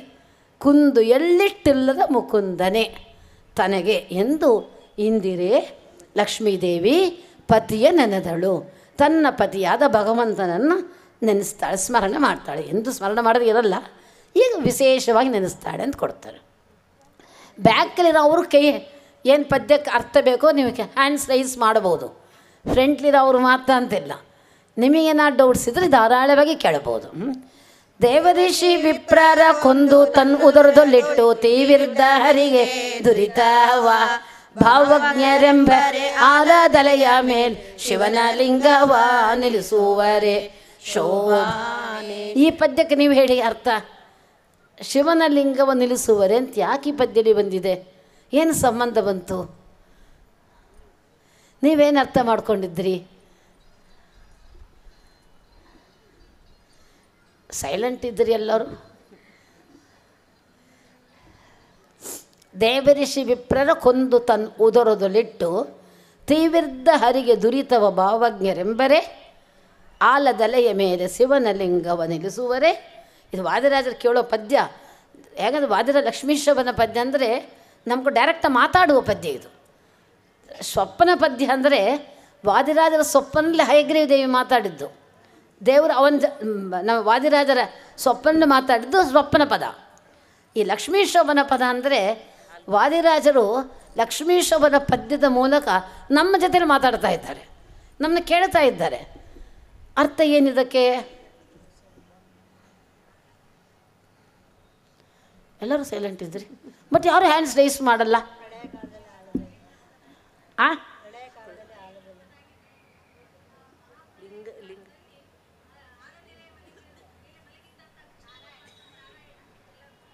ಕರೆಕ್ಟು. ಇಲ್ಲಿ ಯಾಕದಂತ ಹೇಳ್ತಾ ಇದ್ದಾರೆ, ಆಲದಲೆ ಮೇಲೆ ಭಗವಂತ ಪ್ರಳಯ ಕಾಲ ಮಲಗಿದ್ದ, ದೇವರಿಷಿ ವಿಪ್ರರ ಕೊಂದು ತನ್ನ ಉದರದಲ್ಲಿಟ್ಟು ಅಂತ ಹೇಳ್ತಾರೆ. ಯಾಕೆ ಹೇಳ್ತಾರೆ ಅಂದರೆ ಭಗವಂತನಿಗೆ ದೋಷ ಇಲ್ಲ. ಯಾವ ದೋಷ? ಎಲ್ಲರೂ ಬ್ರಹ್ಮತ್ಯ ದೋಷ ಇದೆ ಅಂತ ಹೇಳ್ತಾರೆ. ಯಾಕೆ ಹೇಳಿರಿ ಬ್ರಹ್ಮತ್ಯ ದೋಷ ಇದೆ ಅಂತ? ರಾಮೇಶ್ವರಕ್ಕೆ ಹೋರಿ, ಅಲ್ಲಿ ರಾಮನಾಥ ಇದ್ದಾನ. ರಾಮನಾಥ ರಾಮದೇವರೇ ಪ್ರತಿಷ್ಠೆ ಮಾಡಿದ ಲಿಂಗ ಅದು. ರಾಮನಾಥ ತಾನೇ ಪ್ರತಿಷ್ಠೆ ಮಾಡಿದ್ದಾನ. ಎಲ್ಲರೂ ಏನು ಹೇಳ್ತಾರೆ ಅಂದರೆ ರಾಮದೇವರು ರಾವಣನ ಕೊಂದರು, ಅದರಿಂದ ಬ್ರಹ್ಮತ್ಯ ದೋಷ ಬಂತು. ಯಾಕಂದ್ರೆ ರಾವಣ ಯಾರು? ಪುಲಸ್ತ್ಯರ ಮೊಮ್ಮಗ, ಅದರಿಂದ ಅವರಿಗೆ ಬ್ರಾಹ್ಮಣ ಆಯಿತು. ಬ್ರಾಹ್ಮಣನ ಕೊಂದವಾಸಿ ಬ್ರಹ್ಮತ್ಯ ದೋಷ ಬಂತು. ಆ ಬ್ರಹ್ಮತ್ಯ ದೋಷ ಪರಿಹಾರ ಬೇಕು, ಅದರಿಂದ ರುದ್ರದೇವರೇ ಪ್ರತಿಷ್ಠೆ ಮಾಡಿದ. ಪ್ರತಿಷ್ಠೆ ಮಾಡಿ ತೋರಿಸಿದ್ದಾನ. ಅದರಿಂದ ರಾಮದೇವರಿಗಿಂತ ರುದ್ರದೇವರು ಗ್ರೇಟ್, ಅವ ರಾಮನಾಥ ಹಾಗಂತ ಕಥೆ ಹೇಳ್ತಾರೆ. ಅದನ್ನು ವಾದಿರಾಜರು ಮೊದಲು ಖಂಡನ ಮಾಡ್ತಾರೆ. ವಾದಿರಾಜ ಲಕ್ಷ್ಮೀಶೋಭನ ಪದ್ಯ ಹೇಳ್ಕೊಂಡು ಹೋಗೋ ಪದ್ಯ ಅಲ್ಲ, ಅದಂತೂ ಗ್ಯಾರಂಟಿ. ಎಷ್ಟು ವಿಷಯ ಹೇಳ್ತಾರೆ ನೋಡ್ರಿ. ಅವನಿಗೆ ಮೊದಲು ಏನು ದೋಷ ಇಲ್ಲ ಅಂತ ಹೇಳಿಯಾಯಿತು. ಫಸ್ಟ್ ಎಲ್ಲರೂ ಹೇಳಿದವರು ಬ್ರಹ್ಮತ್ಯ ದೋಷ. ನೋಡ್ತಿರಲ್ಲಪ್ಪ ನೀವು ರಾಮೇಶ್ವರಲ್ಲಿ, ಅವನಿಗೆ ಬ್ರಹ್ಮತ್ಯ ದೋಷ ಇದೆಯಾ? ಆಗ ಒಂದು ರಾವಣನ ಕೊಂದದಕ್ಕೆ ಒಂದು ಲಿಂಗವನ್ನು ಪ್ರತಿಷ್ಠೆ ಮಾಡಬೇಕಾಗಿದ್ದರೆ ದೇವರಿಷಿ ವಿಪ್ರರ ಕೊಂದು ತನ್ನ ಉದರದೊಳಿಟ್ಟು ತೀವಿರ್ದ ಹರಿಗೆ ಮಲಗಿದ್ದಾನಲ್ಲ, ಹಾಯಿಂತ ಮಲಗಿದ್ದಾನಲ್ಲ, ಎಷ್ಟು ಶಿವನ ಲಿಂಗ ಪ್ರತಿಷ್ಠೆ ಮಾಡಬೇಕಾಗಿತ್ತು. ಎಲ್ಲರ ಪ್ರತಿಷ್ಠೆ ಆಗಿದೆಯಾ? ವೇದಗಳು ಏನು ಹೇಳುತ್ತೆ? ಆಲದಲ್ಲಿ ಮೇಲೆ ಭಗವಂತ ಮಲಗಿದ್ದಾನ, ಒಬ್ಬನೇ ಇದ್ದಾನ ಅಂತ ಹೇಳುತ್ತೆ. ಶಿವನ ಲಿಂಗ ಇತ್ತು ಅಂತ ಹೇಳುತ್ತೆಯಾ? ಇದರಿಂದವೇ ತಿಳ್ಕೊಳ್ರಿ, ನಿಜವಾಗಿ ನಮ್ಮ ಭಗವಂತನಿಗೆ ಯಾವ ದೋಷವೂ ಇಲ್ಲ. ಸರಿ, ಶಿವನ ಲಿಂಗನ ಯಾರು ಪ್ರತಿಷ್ಠೆ ಮಾಡಿದ ಅದನ್ನು ಡೌಟ್ ಬರ್ತಲ್ಲ. ಅದನ್ನು ನಿಜ ಭಗವಂತ ರಾಮನೇ ಪ್ರತಿಷ್ಠೆ ಮಾಡಿದ, ಯಾತಕ್ಕಾಗಿ ಪ್ರತಿಷ್ಠೆ ಮಾಡಿದ? ಇದೊಂದು ಡೌಟ್ ಬರುವಾಗ ಅದನ್ನು ಹೇಳ್ತಾರೆ ನಮ್ಮ ಶ್ರೀಮದಾಚಾರ್ಯ. ನಿಜವಾಗಿ ನಾವು ಜನ್ಮಾಂತರಲ್ಲಿ ಮಾಡಿದ ಪುಣ್ಯ. ಶ್ರೀಮದಾಚಾರ್ಯ ನಮಗೆ ಗುರುಗಳಾಗಿದ್ದಾರೆ. ಆಚಾರ್ಯ ಶ್ರೀಮದಾಚಾರ್ಯ ಸಂತುಮೆ ಜನ್ಮ ಜನ್ಮನಿ ನೆನೆಸ್ಬೇಕು ನಾವು. ಇಲ್ಲದಿದ್ದರೆ ಇದಕ್ಕೆಲ್ಲ ಯಾರು ಅರ್ಥ ಹೇಳಬೇಕು? ಅವರೆಷ್ಟು ಕೊಟ್ಟಿದ್ದಾರೆ ಅಂದರೆ ಯಾಕೆ ಪ್ರತಿಷ್ಠೆ ಮಾಡಿದ ರಾಮ ಅಂದರೆ ಶಿವನಿಗೆ ಅವನೇ ಬ್ರಹ್ಮಹತ್ಯಾ ದೋಷ ಬಂತು. ರಾಮದೇವರಿಗೆ ಅಲ್ಲ, ರುದ್ರದೇವರಿಗೆ ಬಂತು. ಅವರ ಬ್ರಹ್ಮಹತ್ಯಾ ದೋಷ ಪರಿಹಾರ ಆಗಬೇಕು ಅಂದರೆ ಭಗವಂತ ಅಂದಂತೆ, ನೀವು ವಿಚಾರ ಪಡಬೇಡ, ನೀ ಇಲ್ಲಿ ಕೂತ್ಕೋ, ನನ್ನ ಸೇತುವಿನ ದರ್ಶನ ಮಾಡುತ್ತಾ ಇರು. ಸೇತುವಿನ ದರ್ಶನ ಮಾಡಿದರೆ ಬ್ರಹ್ಮಹತ್ಯಾ ದೋಷ ಪರಿಹಾರ ಆಗತ್ತೆ. ಆಗ ನಾವು ಕೂಡ ಮಾಡ್ಬೋದಲ್ಲ. ಆವರ್ತು ಹೋದ್ರೆ ಸೇತುವಿನ ದರ್ಶನ ಮಾಡ್ಕೊಂಬಂದರೆ ಎಷ್ಟು ಬ್ರಹ್ಮಹತ್ಯೆ ಮಾಡಿದ್ರು ಪರವಾಗಿಲ್ಲ ಅಂದರೆ, ಈಗ ಸೇತು ಇಲ್ಲ, ಅದು ಧನುಷ್ಕೋಟಿಲಿ ಮುಳುಗಿತು. ರಾಮನಿಗೆ ಗೊತ್ತಿದೆ, ನಾವು ಕಲಿಗಾಲಲ್ಲಿ ಹಿಂಗೆಲ್ಲ ಮಾಡುವೆವು, ಸಾಕಷ್ಟು ಪಾಪ ಮಾಡಿ ಸೇತು ದರ್ಶನ ಮಾಡ್ಕೊಂಡು ಬಂದುಬಿಟ್ಟೆವು ಅಂದರೆ, ಆದರೆ ನಿಮಗೆಲ್ಲ ಸೇತು ದರ್ಶನ ಇಲ್ಲ. ಹಾಗಾದ್ರೆ ನಮ್ಮ ರುದ್ರದೇವರನ್ನು ಆ ಸೇತು ದರ್ಶನ ಮಾಡಂಗ ನೀವು ನೋಡಿರೋ ಅರ್ಥ ಆಗೋದು. ಆಗ ಪ್ರತಿಷ್ಠೆ ಮಾಡಿಟ್ರು. ಯಾರಿಗಾಗಿ? ರುದ್ರದೇವರ ದೋಷ ಪರಿಹಾರಕ್ಕಾಗಿ. ಇದರಿಂದ ಅರ್ಥ ಆದದ್ದು ಏನು? ನಮ್ಮ ಭಗವಂತನಿಗೆ ಯಾವ ದೋಷವೂ ಇಲ್ಲ, ಅವನ ಮೇಲೆ ಬ್ರಹ್ಮತ್ಯ ದೋಷ ಕಲ್ಪನೆ ಮಾಡಿಕೊಂಡು ನೋಡಬೇಡ್ರಿ. ಅದಕ್ಕಾಗಿ ಈ ಪದ್ಯವನ್ನು ಹಾಕ್ತಾರೆ. ಶಿವನ ಲಿಂಗವ ನಿಲ್ಲಿಸುವರೆ ಆಗ ಭಕ್ಷ ಭೋಜವಿತ್ತು ಹಸಿತೃಷ ಜರಮರಣ ರೋಗ ರುಜಿನಗಳೆಂಬೋ ಪಿಶಾಚಿಗಳ ಭಯವೆಂಬ ವ್ಯಸನ ಬರಬಾರದು ಎಂಬ ನಾರಾಯಣ ಪಶು ಮೊದಲಾಗಿ ನನಗದು ಶೋಭಾನೆ ದುಃಖಿಯಾದರೆ ಸುರರ ಅರತಿಯ ಕಳೆದು ಮೋದವಿಯುವುದಕ್ಕೆ ಧರೆಗಾಗಿ ಮಾಧವ ಭಾಗನೆ ಕೆಸರೋಳು ಮುಳುಗಿ ಪರರ ಬಾರಿಪ ಕೆಸರ ಬಿಡಿಸುವನೆ ಶೋಭಾನೆ ಬೊಮ್ಮನಾಲಯದಲ್ಲಿ ಎದ್ದವಗೆ ಲಯ ಉಂಟೆ ಜನ್ಮಾಲಯವಿಲ್ಲದವನಿಗೆ ಅಂಬೆಯನುಳಿಸಿದ್ದ ಯಶೋದೆಯಾಗಿದ್ದಾಳೆ ಅಮ್ಮ ಇವಗೆ ಹಸಿ ತೃಷೆಯುಂಟೆ ಶೋಭಾನೆ ಆಗ ಭಕ್ಷ ಭೋಜ್ಯವೆತ್ತು ಪೂಜಿಸುವ ಯೋಗಿಗೆ ಉಂಟೆ ಧನಧಾನ್ಯ ಆಗ ದೊರಕೊಂಬುದೇ ಪಾಕ ಮಾಡುವ ಮತ್ಯಾಗವೆಲ್ಲಿಗದು ವಿಚಾರಿಸಿರೋ ಶೋಭಾನೆ ರೋಗವನಿವ ವಾತ ಪಿತ್ತ ಶ್ಲೇಷ್ಮ ಆಗ ಕೂಡುವುದೇ ರಮೆಯೊಡನೆ ಭೋಗಿಸುವವಗೆ ದುರಿತವನೆಯವರೆ ಈ ಗುಣನಿಧಿಗೆ ಎಣೆಯುಂಟೆ ಶೋಭಾನೆ ರಮ್ಮೆ ದೇವಿಯರ ನಪ್ಪಿಕೊಂಡಿಪ್ಪುದು ರಮ್ಮೆಯ ರಸಗೆ ರತಿ ಕಾಣಿಯೋ ಅಮೋಘ ವೀರ್ಯವು ಚಲಿಸಿದೆ ಪ್ರಳಯದಲ್ಲಿ ಕುಮಾರ್ಯರ್ಯಾಕೆ ಜನಿಸರು. ಶೋಭಾನೆ ಏಕತ್ರ ನಿರ್ಣಿತ ಶಾಸ್ತ್ರ ಪರತ್ರಾಪಿ ಬೇಕೆಂಬ ನ್ಯಾಯವ ತಿಳಿದುಕೋ, ಶ್ರೀಕೃಷ್ಣನೊಬ್ಬನೇ ಸರ್ವದೋಷಕ್ಕೆ ಸಿಲುಕನೆಂಬುದು ಸಲಹರಿಕೆ. ಶೋಭಾನೆ ಎಲ್ಲ ಜಗವ ನುಂಗಿ ದಕ್ಕೈಸಿಕೊಂಡವಗೆ ಸಲ್ಲದ ರೋಗ ರುಜಿನವು ಬಲ್ಲ ವೈದ್ಯರ ಕೇಳಿ ಅಜಿತ್ತಿ ಮೂಲವಲ್ಲ ಇಲ್ಲ ಸಮಸ್ತ ರುಜಿನವು. ಶೋಭಾನೆ ಇಂಥ ಮೂರ್ತಿಯ ಒಳಗೊಂಬೋ ನರಕ ಬಗು ಭ್ರಾಂತ ನೀನೆಲ್ಲಿಂದ ತೋರುವೆಲೋ, ಸಂತೆಯ ಮರಳ ಹೋಗೆಲೋ ನಿನ್ನ ಮಾತು ಸಂತರು ಕೇಳಿ ಸೊಗಸರು. ಶೋಭಾನೆ ಶ್ರೀನಾರಾಯಣರ ಜನನಿ ಜನಕರ ನಾನೆಂಬ ವಾದಿ ನುಡಿಯಲೋ, ಜಾಣರದರಿಂದರಿಯ ಮೂಲ ರೂಪ ಶ್ರೀನಾರಸಿಂಹನ ಅವತಾರ.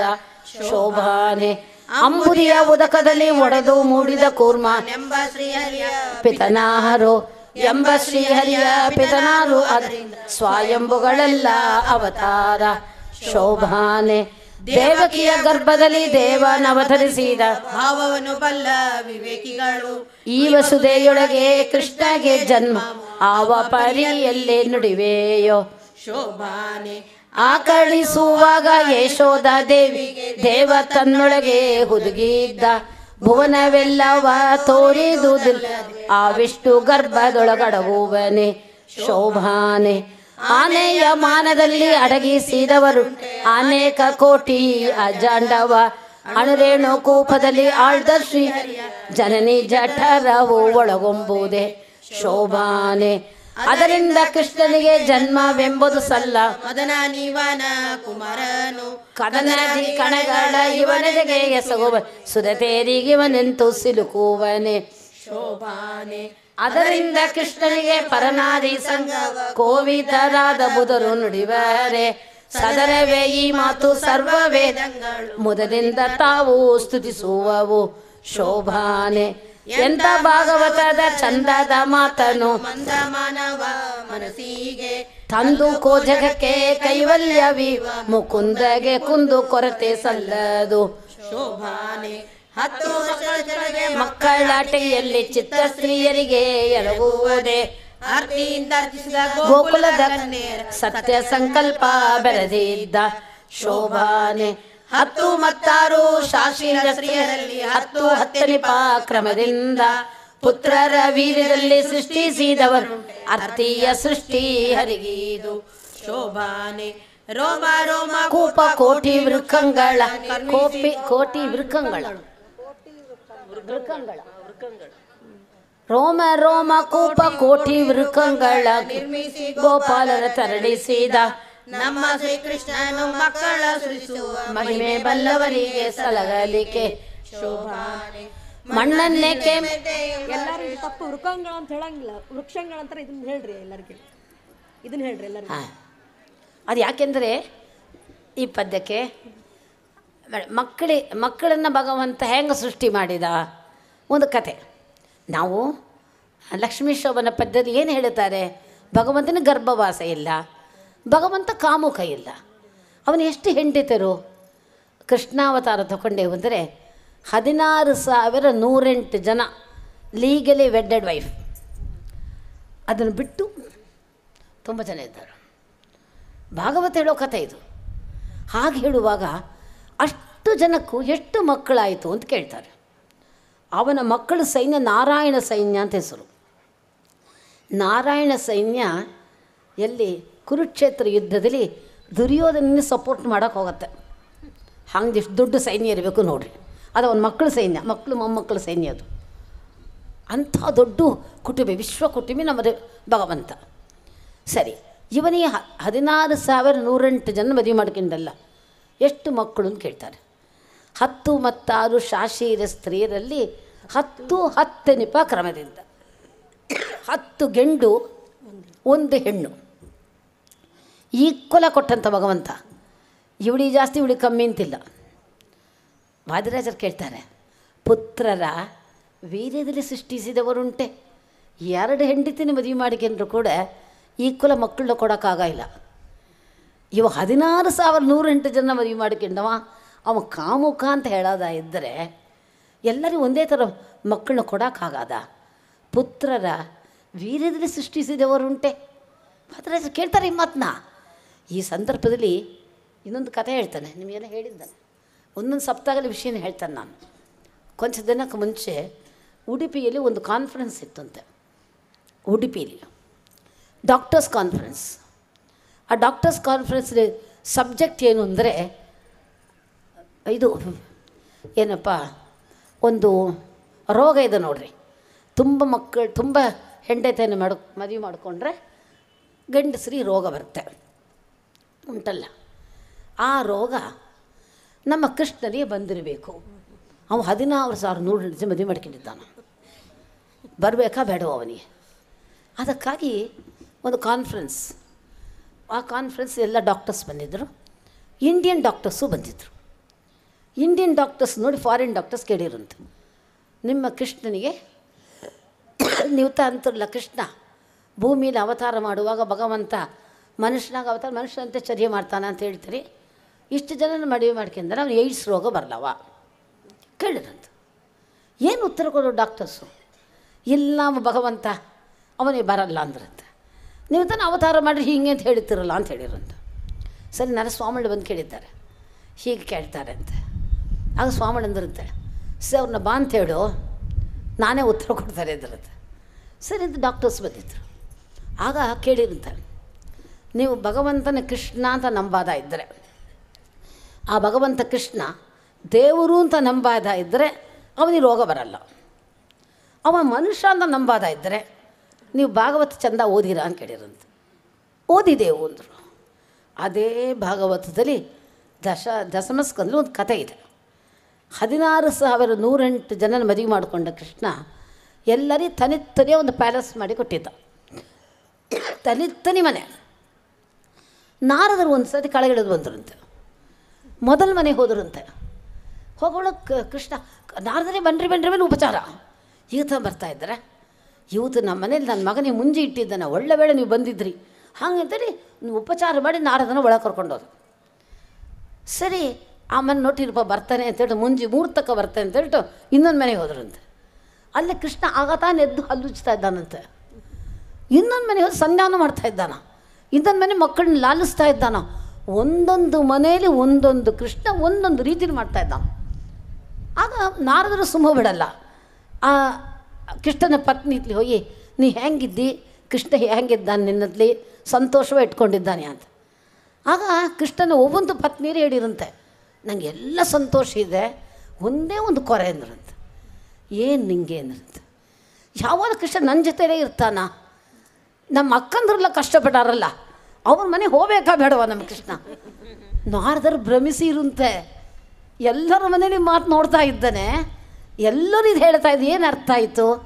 ಭಗವಂತ ಏಕಕಾಲದಲ್ಲಿ ಅಷ್ಟು ರೂಪವನ್ನು ತಗೊಂಡ ಅಂತ ಸ್ವಾಮಿ ಹೇಳಿರಂತೆ.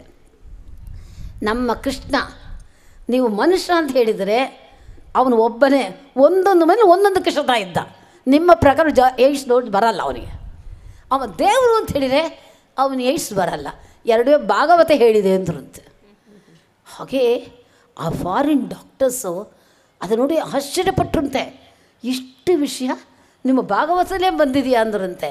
ಅದಕ್ಕೆ ಸ್ವಾಮಿಗಳಂದ್ರಂತೆ, ವೇದವ್ಯಾಸರು ಸಾಕ್ಷಾತ್ ಭಗವಂತ ದೀರ್ಘದರ್ಶಿಗಳು, ನಿಮ್ಮಂಥವ್ರು ಹಿಂಗೆ ಕೇಳುವಿರಿ ಅಂತ ಗೊತ್ತಿದೆ, ಎಲ್ಲರೂ ಉತ್ತರ ಅವತ್ತೇ ಬರೆದಿಟ್ರು ಅಂದ್ರಂಥವ್ರು. ನೋಡಿ ನಮ್ಮ ಭಾಗವತ ಎಷ್ಟು ಮಹತ್ತಾಗಿದೆ, ಎಷ್ಟು ದೊಡ್ಡದಿದೆ, ಎಲ್ಲದಕ್ಕೂ ಉತ್ತರವನ್ನು ತಾನೇ ಕೊಡ್ತಿದೆ. ಅಂದರೆ ಈ ಕಥೆನ ಯಾಕೆ ಬಂದಿದೆ ಅಂದರೆ 16 ಶಾಶೀರ ಸ್ತ್ರೀಯರಲ್ಲಿ 10 ಕ್ರಮದಿಂದ ಪುತ್ರರ ವೀರ್ಯದಲ್ಲಿ ಸೃಷ್ಟಿಸಿದವರುಂಟೆ ವಾದಿರಾಜರು ಕೇಳಿರು. ಅದು ಅರ್ಥ ಆಗಬೇಕಲ್ಲ. ನೆಕ್ಸ್ಟ್ ಪದ್ಯ ಕೊಡ್ತಾರೆ, ರೋಮ ರೋಮ ಕೋಪ ಕೋಟಿ ವೃಖಂಗಡ. ದಶಮಸ್ಕಂದ ಭಾಗವತ ಒಂದು ಕಥೆ ಇದೆ. ಏನು ಕತೆ? ಎಲ್ಲ ದೈತ್ಯರೆಲ್ಲ ಕಂಸ ಕೊಟ್ಟು ಕಳಿಸ್ತಾ ಇದ್ದ, ಎಲ್ಲರನ್ನೂ ಕೊಲ್ತಾ ಇದ್ದ ನಮ್ಮ ಕೃಷ್ಣ. ಯಾವ ರಾಕ್ಷಸರು ಬರಲ್ಲ. ಒಡನೆ ನಮ್ಮ ಕೃಷ್ಣ ಅಂದಂತೆ, ಸಾಕಿಲ್ಲಿ ಇದ್ದದ್ದು ನಾವು ಬೇರೆ ಸ್ಥಳಕ್ಕೆ ಹೋಗೋಣ, ನಂದಾಗ ಹೋಗ್ಲಿಕ್ಕೆ ಸಾಕಾಯಿತು ಅಂದಂತೆ. ಯಾರೂ ಒಪ್ಪಲ್ಲ. ಇಲ್ಲಿ ಸ್ವಂತ ಮನೆ ಕಟ್ಟಿದ್ದಾನೆ, 5 ಫ್ಲೋರ್ ಆಗಿದೆ, ಇದನ್ನೆಲ್ಲ ಬಿಟ್ಟು ನಾನು ಬರಲ್ಲ ಅಂದ್ಬಿಟ್ರು. ಉಣ್ಣೆ ಭಗವಂತ ಏನು ಮಾಡಿದ? ರೋಮ ರೋಮ ಕೂಪ, ತನ್ನ ಒಂದೊಂದು ರೋಮಕೂಪದಿಂದ ವೃಕ ಅಂತ, ವೃಕ ಅಂದರೆ ಅದು ಒಂದು ಮಿರುಗ, ತೋಳ, ಅದು ಎಲ್ಲವನ್ನು ನುಂಗುವ ಸಾಮರ್ಥ್ಯದಕ್ಕಿದೆ. ಅಂಥ ಒಂದು ತೋಳವನ್ನು ತಾನು ಸೃಷ್ಟಿ ಮಾಡಿಬಿಟ್ಟಂತೆ. ಅದೇನರ್ಥ? ಭಾಗವತ ಹೇಳುತ್ತೆ, ಭಗವಂತನೇ ಒಂದು ರೂಪಂಥದ್ದು, ಅದರ ಶ್ರೀವತ್ಸ ಚಿಹ್ನೆಗಳಿತ್ತಂತೆ. ಆಗ ಬೆದರಿಸಿದಂತೆ ಎಲ್ಲ ಅಲ್ಲಿರೋವ್ರಲ್ಲೇನು ಹೆದರಿಕೊಂಡ್ರು. ಕೃಷ್ಣ, ಈ ಊರು ಬೇಡಪ್ಪ, ತುಂಬ ತೋಳಗಳು ಬಂದಿದೆ, ಎಲ್ಲರೂ ಹೊರಟೋಗೋಣ ಅಂತ ಕೇಳಿದರು. ಎಲ್ಲ ಸೇರಿ ಬೃಂದಾವನಕ್ಕೆ ಹೋದರು ಎಂಬ ಕಥೆ ಇದೆ. ವಾದಿರಾಜರು ಹೇಳ್ತಾರೆ, ಅಂಥ ತೋಳಗಳನ್ನ ಸೃಷ್ಟಿ ಮಾಡಿ ಅಟ್ ಅ ಟೈಮ್ ಸಾವಿರಾರು ತೋಳಗಳನ್ನ ಸೃಷ್ಟಿ ಮಾಡಿ ಹೇಗೆ ಎಲ್ಲರನ್ನು ಹೆದರಿಸಿದನೋ, ನಮ್ಮ ಭಗವಂತನಿಗೆ ತೋಳಗಳನ್ನ ಸೃಷ್ಟಿ ಮಾಡೋದು ಒಂದು, ಮಕ್ಕಳನ್ನ ಸೃಷ್ಟಿ ಮಾಡೋದು ಒಂದು. ಅವನು ಯಾವ ಹೆಂಗಸೋ ಅಪೇಕ್ಷೆ ಇಲ್ಲ, ಅವ ಕಾಮುಕ ಇಲ್ಲ. ಎಷ್ಟು ಹೆಂಡರನ್ನ ಮದುವೆ ಮಾಡಿಕೊಂಡ್ರು, ಎಷ್ಟು ಮಕ್ಕಳನ್ನ ಸೃಷ್ಟಿ ಮಾಡಿದರು, ಇದೆಲ್ಲ ಭಗವಂತನಿಗೆ ಇಚ್ಛಾ ಮಾತ್ರ ಪ್ರಭು ಸೃಷ್ಟಿ. ಇದನ್ನು ಚಂದ ಅರ್ಥ ಮಾಡ್ಕೊಬೇಕು. ಅದರಿಂದ ರೋಮ ರೋಮ ಕೂಪ ಕೋಟಿ ವೃಕಂಗಳ ನಿರ್ಮಿಸಿ ಗೋಪಾಲರ ತೆರಳಿಸಿದ ನಮ್ಮ ಶ್ರೀಕೃಷ್ಣನು ಮಕ್ಕಳ ಸೃಜಿಸುವ ಮಹಿಮೆ ಬಲ್ಲವರಿಗೆ ಸಲಗಲಿಕೆ. ಮಣ್ಣನ್ನೇಕೆ ಮೆದ್ದೆ ಎಂಬೋ ಯಶೋದೆಗೆ ಸಣ್ಣ ಬಾಯೊಳಗೆ ಜಗಗಳ ಕಣ್ಣಾರೆ ತೋರಿದ ನಮ್ಮ ಶ್ರೀಕೃಷ್ಣನು ಘನತೆ ಬಲ್ಲವರಿಗೆ ಸಲಹಲಿಕೆ ಶೋಭಾನೆ. ನಾರದ ಸನಕಾದಿ ಮೊದಲಾದ ಯೋಗಿಗಳು ನಾರಿಯರಿಗೆ ಮರುಳಾಗರೆ ಓರಂತೆ ಶ್ರೀಕೃಷ್ಣನ್ ನಡಿಗರಿಗೆ ಎರಗುವರೆ, ಆರಾಧಿಸುತ್ತ ಭಜಿಸುವರೆ ಶೋಭಾನೆ. ಅಂಬುಜ ಸಂಭವ ತ್ರಯಂಬಕ ಮೊದಲಾದ ನಂಬಿದವರಿಗೆ ವರವೀತ ಸಂಭ್ರಮದ ಸುರರು ಎಳ್ಳಷ್ಟು ಕೋಪಕ್ಕೆ ಎಂಬಿದ್ದರಿವನ ಭಜಿಸುವರೆ ಶೋಭಾನೆ. ಅವನಂಗುಷ್ಟವ ತೊಳೆದ ಗಂಗಾದೇವಿ ಪಾವನಳೆನಿಸಿ ಮೆರೆಯಳೆ, ಜೀವನ ಸೇರುವ ಪಾಪವ ಕಳಿವಾಳು ಈ ವಾಸುದೇವಗೆ ಎಡೆಯುಂಟೆ ಶೋಭಾನೆ. ಕಿಲ್ಬಿಷವಿದ್ದರೆ ಅಗ್ರ ಪೂಜೆಯನ್ನು ಸರ್ವರಾಯರ ಸಭೆಯೊಳಗೆ ಒಪ್ಪಿದ ಮನದಿಂದ ಧರ್ಮಜ ಮಾಡು ಕೊಬ್ಬದಿರಲೋ ಪರವಾದಿ ಶೋಭಾನೆ. ಸಾವಿಲ್ಲದ ಹರಿಗೆ ನರಕ ಯಾತನೆ ಸಲ್ಲ, ಜೀವಂತರಿಗೆ ನರಕದಲ್ಲಿ ನೋವ ನೀವನೇ ನಿಮ್ಮ ಯಮದೇವನು ಗೋವಾನಿ ಹರಿಯ ಗುಣವರಿಯ ಶೋಭಾನೆ. ನರಕ ವಾಳುವ ಯಮಧರ್ಮರಾಯ ತನ್ನ ನರಜನ್ಮದೊಳಗೆ ಪರಳಿಸಿ ಮರಳಿ ತನ್ನರಕದಲ್ಲಿ ಪರಳಿಸಿ ಕುರು ನಿನ್ನ ಕೋಕ ಕೊಳದಲ್ಲಿ ಶೋಭಾನೆ. ಬೊಮ್ಮನ 100 ವರ್ಷ ಪರ್ಯಂತ ಪ್ರಳಯದಲ್ಲಿ ಸುಮ್ಮನೆಯಾಗಿ ಮಲಗೀಪ ನಮ್ಮ ನಾರಾಯಣಗೆ ಹಸಿತ್ರಿಷ ಜರಮನ್ ದುಷ್ಕರ್ಮ ದುಃಖಗಳು ತೊಡಸುವರೆ ಶೋಭಾನೆ. ರಕ್ಕಸರ ಶಸ್ತ್ರಗಳಿಂದ ಗಾಯ ಒಡೆಯದ ಅಕ್ಷಯಕಾಯದ ಶ್ರೀಕೃಷ್ಣ ತುಚ್ಚ ಯಮಭಟರ ಶಸ್ತ್ರಗಳ ಕೋನ ಹುಚ್ಚ ನಿಹರಿಯ ಗುಣವರಿಯ ಶೋಭಾನೆ. ಕಿಚ್ಚ ನುಂಗಿದನು ನಮ್ಮ ಶ್ರೀಕೃಷ್ಣನು ತುಚ್ಚ ನರಕದೋಳು ಅನಲನಿಗೆ ಬೆಚ್ಚುವನಲ್ಲ, ಅದರಿಂದವಗೆ ನರಕ ಮೆಚ್ಚುವರೆಲ್ಲ ಬುಧರೆಲ್ಲ ಶೋಭಾನೆ. ಮನೆಯಲ್ಲಿ ಕ್ಷಮೆಯ ತಾಳ್ದ ವೀರ ಭಟರ ರಂಗದಲ್ಲಿ ಕ್ಷಮಿಸುವನೆ, ಅಣುವಾಗಿ ನಮ್ಮ ಹಿತಕ್ಕೆ ಮನದೊಳ ಕೃಷ್ಣ ಮುನಿವ ಕಾಲಕ್ಕೆ ಮಗತಾಗ ಶೋಭಾನೆ. ತಾಯ ಪೊಟ್ಟೆಯಿಂದ ಮೂಲ ರೂಪ ತೋರಿ ಆಯುಧ ಸಹಿತ ಪರವಂಟ ನ್ಯಾಯ ಕೋವಿದರು ಪುಟ್ಟಿದ ನೆಂಬರೆ ಬಾಯಿಗೆ ಬಂದಂತೆ ಬೊಗಳದಿರು ಶೋಭಾನೆ. ಉಟ್ಟ ಪೀತಾಂಬರ ತೊಟ್ಟ ಭೂಷಣಗಳು ಇಟ್ಟ ನವರತ್ನದ ಮುಕುಟವು ಮೆಟ್ಟಿದ ಕುರುವ ಎದೆಯಲ್ಲಿ ತೋರಿದ ಶ್ರೀ ವಿಠ್ಠಲ ಪುಟ್ಟಿದ ಎನ್ನಬಹುದೇ ಶೋಭಾನೆ. ಋಷಭ ಹಂಸ ಮೇಷ ಮಹಿಷ ಮೂಷಿಕವಾಗನ ಬೇರೆ ಮಾನಿಸರಂತೆ ಸುಳುವ ಸುರರೆಲ್ಲ ಎಸವ ದೇವಾಶರರ ಸಾಸಕ್ಕೆ ಮಣಿದರು ಕುಸುಮನಾಭನಿಗೆ ಯಶವೇ ದೇವೇಶ ನರ ಯಶವೇ ನೋಡಿ. ಋಷಭ ಹಂಸ ಮೇಷ ಮಹಿಷ ಮೂಷಿಕ ವಾಗ ಎಲ್ಲ ದೇವತೆಗಳು ಬರಬೇಕಲ್ಲಿ. ಋಷಭ ಹಂಸ ಮೇಷ ಮಹಿಷ ಮೂಷಿಕ ವಾಗನವೇರಿ ಮಾನ್ಯಸರಂತೆ ಸುಳಿವ ಸುರರಲ್ಲ ಎಸೆವೆ ದೇವೇಶ ನರ ಸಗಸಕ್ಕೆ ಮಣಿದರು, ಅದು ಮಡಿದರು ಅಲ್ಲ ಮಣಿದರು ಕುಸುಮನಾಭನಿಗೆ ಸರಿಯುಂಟೆ. ಇದ್ದಾವು ಇವರಲ್ಲಿ ಸಂದಣಿಸಿವೆ ಬಹುದೋಷ ಕುಂದೆಳ್ಳೆಷ್ಟಿಲ್ಲದ ಮುಕುಂದನೆ ತನಗೆಂದು ಇಂದಿರೆ ಪತಿಯ ನೆನರಳು ಶೋಭಾನೆ ಇಂತು ಚಿಂತಿಸಿರಮ್ಮೆ ಸಂತ ರಾಮನ ಪದವ ಸಂತೋಷ ಮನದಿ ನೆನೆಯುತ್ತ ಸಂತೋಷ ಮನದಿ ನೆನವುತ್ತ ತನ್ನ ಶ್ರೀಕಾಂತ ನಿಂತಡೆಗೆ ನಡೆದಳು. ಶೋಭಾನೆ ಕಂದರ್ಪ ಕೋಟಿಗಳ ಗೆಲುವ ಸೌಂದರ್ಯದ ಚಂದವಾಗಿದ್ದ ಚೆಲುವನ ಇಂದಿನೇ ಕಂಡು ಇವನೇ ತನಗೆ ಪತಿ ಎಂದವನ ಬಳಿಗೆ ನಡೆದಳು. ಶೋಭಾನೆ ಇತರರ ಸುರರ ಸುತ್ತ ನೋಡುತ್ತ ಲಕ್ಷ್ಮಿ ಚಿತ್ತವ ಕೊಡದೆ ನಸುನಗುತ್ತ ಚಿತ್ತವ ಕೊಡದೆ ನಸುನಗುತ್ತಾ ಬಂದು ಪುರುಷೋತ್ತಮನ ಕಂಡು ನಮಿಸಿದಳು. ಶೋಭಾನೆ ನಾನಾ ಕುಸುಮಗಳಿಂದ ಮಾಡಿದ ಮಾಲೆಯ ಶ್ರೀನಾರಿ ತನ್ನ ಕರದಲ್ಲಿ ಪೀನ ಕಂದರದ ತ್ರಿವಿಕ್ರಮದ ಕೊರಳಿನ ಮೇಲಿಟ್ಟು ನಮಿಸಿದಳು. ಶೋಭಾನೆ ಉಟ್ಟ ಪೊಂಬಟ್ಟೆಯು ತೊಟ್ಟ ಭರಣಗಳು ಇಟ್ಟ ನವರತ್ನದ ಮುಕುಟವು ದುಷ್ಟ ಮರ್ದನೆಂಬ ಕಡೆಯೇ ಪೆಂಡೆಗಳು ಒಡ್ಡಿದ್ದ ಹರಿಗೆ ವಧುವಾದಳು. ಶೋಭಾನೆ ಕೊಂಬು ಚಂಗಗಳ ತಾಳ ಮದ್ದಳಗಳು ತಂಬಟ್ಟ ಬೇರಿ ಪಡಗಗಳು ಬೊಂ ಬೊಂ ಎಂಬ ಶಂಕ ಡೊಳ್ಳು ಮೌರಿ ಅಂಬುದಿಯ ಮನೆಯೆಲ್ಲ ಎಸದವು. ಶೋಭಾನೆ ಅರ್ಘ್ಯ ಪಾದ್ಯ ಚಮನ ಮೊದಲಾದ ಷೋಡಶ ನರ್ಘ್ಯ ಪೂಜೆ ಇತ್ತ ಅಳಿಯಗೆ ಒಗ್ಗಿದ ಮನದಿಂದ ಧಾರೆ ಎರಡನೇ ಸದ್ಗತಿ ಇತ್ತು ಸಲಗಿಂದ.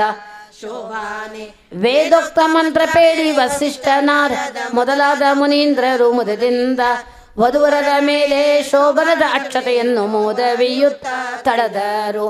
ಶೋಭಾನೆ ಸಂಭ್ರಮದಿ ಮಂಬರದಿ ದುಂದುಬಿ ಮೊಳಗಲು ತುಂಬೂರು ನಾರದರು ಸ್ತುತಿಸುತ್ತ ತುಂಬೂರು ನಾರದರು ಸ್ತುತಿಸುತ್ತ ಪಾಡಿದರು ಪೀತಾಂಬರದರ ಮಹಿಮೆಯ.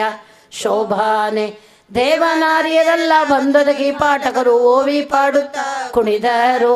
ದೇವತರುವಿನ ಹೂವಿನ ಮಡಗ ಶ್ರೀವರನ ಮೇಲೆ ಕರೆದರು. ಶೋಭಾನೆ ಮುತ್ತು ರತ್ನಗಳಿಂದ ಕೆತ್ತಿಸಿದ ಹಸೆ ನವರತ್ನ ಮಂಟಪದಿ ಪಸರಿಸಿ ನವರತ್ನ ಮಂಟಪದಿ ಪಸರಿಸಿ ಕೃಷ್ಣನ ಮುತ್ತೈದೆಯರೆಲ್ಲ ಕರೆದರು.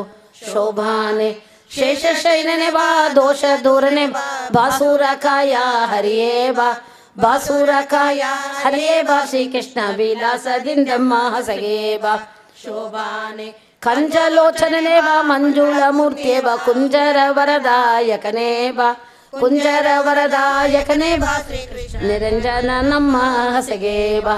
ಶೋಭಾನೆ ಆದಿ ಕಾಲದಲ್ಲಿ ಆಲದಲೆಯ ಮೇಲೆ ಶ್ರೀದೇವಿಯರೊಡನೆ ಪವಡಿಸಿದ ಶ್ರೀದೇವಿಯರೊಡನೆ ಪವಡಿಸಿದ ಶ್ರೀಕೃಷ್ಣ ಮೋದದಿಂದಮ್ಮ ಹಸಗೇ ಬಾ. ಶೋಭಾನೆ ಆದಿ ಕಾರಣನಾಗಿ ಆಗ ಮಲಗಿದ್ದು ಮೋದ ಜೀವನ ಉದರದಲ್ಲಿ ಮೋದ ಜೀವರ ತನ್ನ ಉದರದಲ್ಲಿ ಅನಾದಿ ಮೂರ್ತಿಯೇ ಹಸಗೇ ಬಾ.